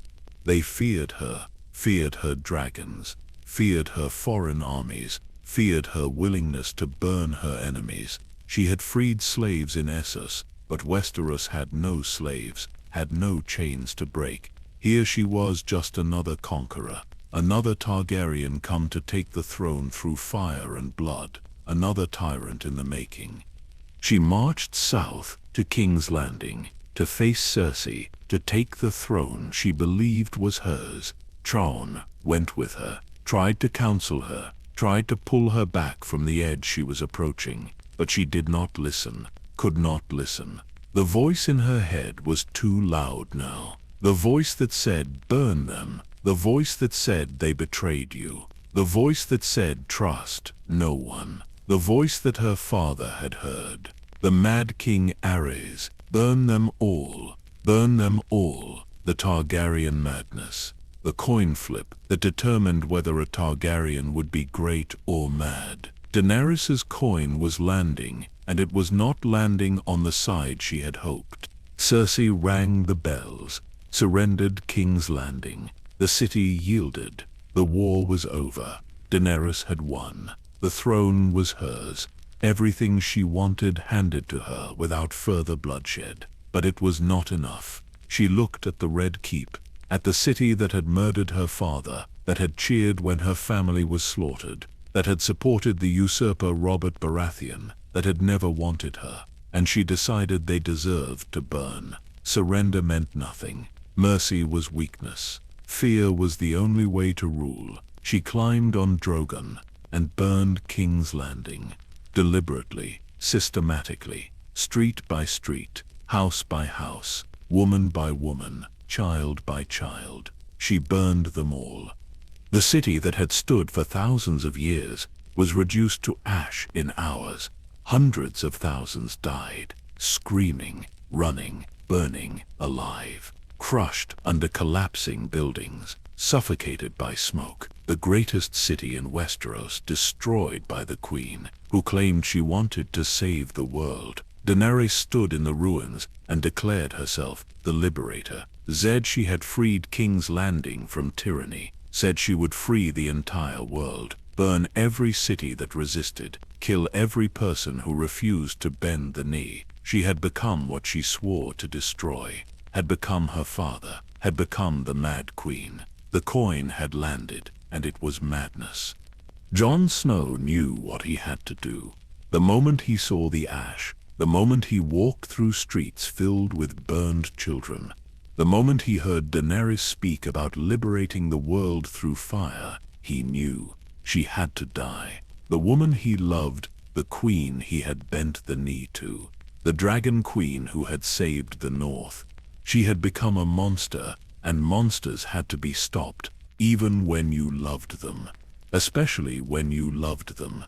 He kissed her, in the throne room, in front of the melted iron throne, Drogon watching, and while she kissed him back, while she let her guard down, while she allowed herself one moment of vulnerability, he stabbed her, through the heart, with the same technique Arya had used on the Night King, the dagger going in clean. The queen's eyes widening, not in pain, in betrayal, in disbelief, in the horrible understanding that the man she loved had killed her, just as he had killed the woman he loved before. Ygritte had died in Jon's arms, and now Daenerys. He was cursed to kill the women he loved, cursed to make the hard choices, cursed to sacrifice his own happiness for the realm. Drogon arrived, found his mother dead, understood what Jon had done, and instead of burning Jon, instead of taking revenge, he burned the Iron Throne, melted it, destroyed the symbol that had caused so much death and suffering and corruption, the throne that everyone had fought for, that had started wars and destroyed families and driven people mad. Drogon burned it, picked up Daenerys' body gently in his claws, and flew away, east toward Essos, toward Valyria perhaps, to bury her, to grieve, to end the Age of Dragons. The last dragon carrying the last Targaryen queen away from Westeros forever. Jon was arrested, tried, sentenced, but not executed. Too many people owed him too much. The Unsullied wanted him dead. Grey Worm demanded justice, but the North would not allow it. The wildlings would not allow it. Tyrion negotiated a compromise. Jon would take the Black, return to the Night's Watch, spend his life at the Wall, exiled from the realm he had saved, punished for killing a tyrant, rewarded for murder by being sent to the one place he had never wanted to return to. The lords and ladies of Westeros gathered to choose a new ruler.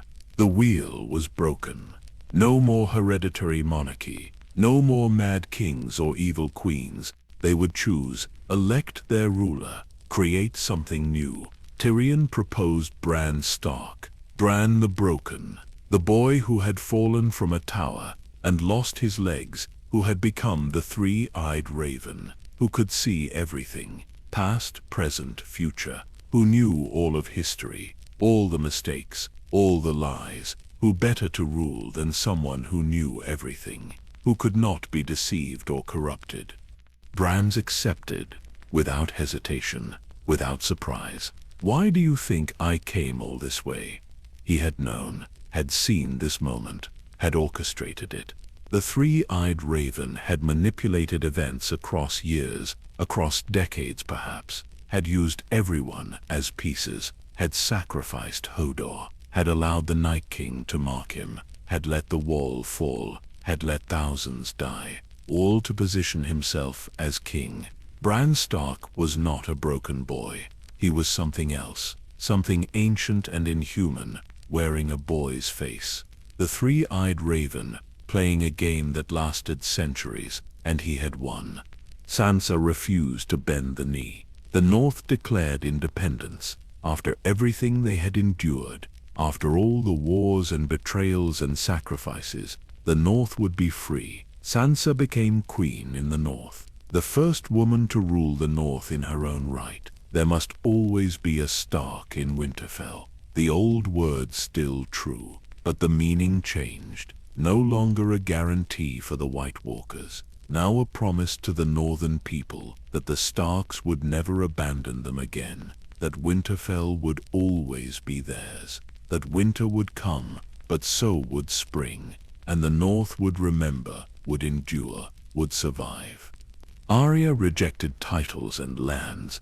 She had killed the Night King, saved the world, could have asked for anything, been anything, but she did not want reward, did not want to be a lady, did not want to marry and have children, and live the life expected of her. She wanted to know what lay beyond the maps, what was west of Westeros, where the ocean went when it disappeared beyond the horizon. She took a ship, a crew of adventurers, and sailed into the unknown, seeking something she could not name, running from or toward something she did not understand. The girl who became no one, trying to find out who she really was. Jon went north, joined the Night's Watch again. Except there was no watch anymore. Not really. The wall was broken. The White Walkers gone. The wildlings allies. What was the watch protecting? What was their purpose? Jon led the free folk beyond the wall, into the true north. Perhaps to ensure the lands of always winter stayed empty. Perhaps to make certain no one disturbed what lay there. Perhaps to become what the Night's Watch should have been. Not warriors, but guardians. Not walls, but bridges. Not separation, but understanding. Ghost ran beside him, the albino direwolf he had bonded with as a boy. Together they disappeared into the snow, the bastard and the wolf, going home to the cold. The wheel had been broken. The 7 kingdoms became 6. Bran ruled from King's Landing. The North was independent. The Iron Throne was gone. The age of dragons ended. Magic faded from the world. The children of the forest extinct. The White Walkers destroyed. The dire wolves scattered. The old gods silent. Westeros entered a new age. The age of men. The age without magic. The age of politics and compromise and endless arguing about who should rule and how and why. Safer perhaps. More stable, but also smaller. Less wondrous. Less dangerous. Less alive. The question that haunted survivors was whether it could have been different, whether the Pact could have been maintained, whether the White Walkers needed to be destroyed or could have been negotiated with, whether 8,000 years of peace through separation was better than war for total victory, whether the Starks abandoning Winterfell was inevitable or preventable, whether Ned should have stayed, whether Robb should have honored his vow to the Freys, whether Jon should have let Daenerys burn the world or killed her sooner, whether any of it mattered, whether free will existed, or if the three-eyed raven had been moving pieces all along, whether they were players or pawns, whether they had won or just survived, whether survival was enough. Winter came and went. The seasons continued. The world turned. People forgot the long night, forgot the White Walkers, forgot that the dead had risen and nearly destroyed everything. Within a generation it would be legend. Within 2, myth. Within 2, myth. Within 3, a story to frighten children, the cycle repeating, memory fading, complacency setting in. Until one day, 8,000 years hence, winter would come again, and humanity would face the same choice, the same reckoning, the same debt, because some problems cannot be solved, only delayed, only managed, only endured. The Starks had maintained the peace for 8,000 years, then lost it in a single generation. They reclaimed it through war, through sacrifice, through becoming what their words had always warned. Winter, cold, unforgiving, necessary. They survived because they were willing to pay any price, bear any burden, make any sacrifice. This is what it meant to be a Stark, to carry the weight, to remember when others forgot, to stand watch when others slept, to be the sword in the darkness and the shield that guards the realms of men, not because it was glorious, not because it was rewarded, but because someone had to, because winter always comes, because the wheel never truly breaks, because the game never ends, because the debt is never fully paid. And in the frozen north, in the lands of always winter, in the places no human dared go, the ice remained, patient, silent, waiting. The white walkers were gone, but the cold endured, the winter endured. And someday when humanity forgot again, when the warnings became jokes and the watchers abandoned their posts, winter would return, not with the Night King, not with the same faces, but with the same message, the same lesson, the same truth. You cannot escape what you are. You cannot avoid what you owe. You cannot forget without consequence.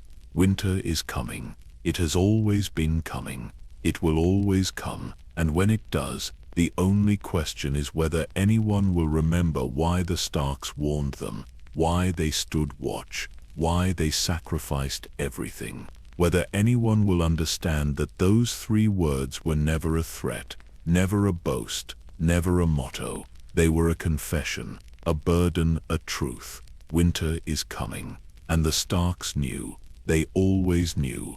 They carried that knowledge like a curse, like a crown of ice, like the weight of 8,000 years. And now that weight passed to the next generation, to the survivors, to the ones who would have to remember, to the ones who would have to warn, to the ones who would stand and watch and wait for the winter that always inevitably eventually comes.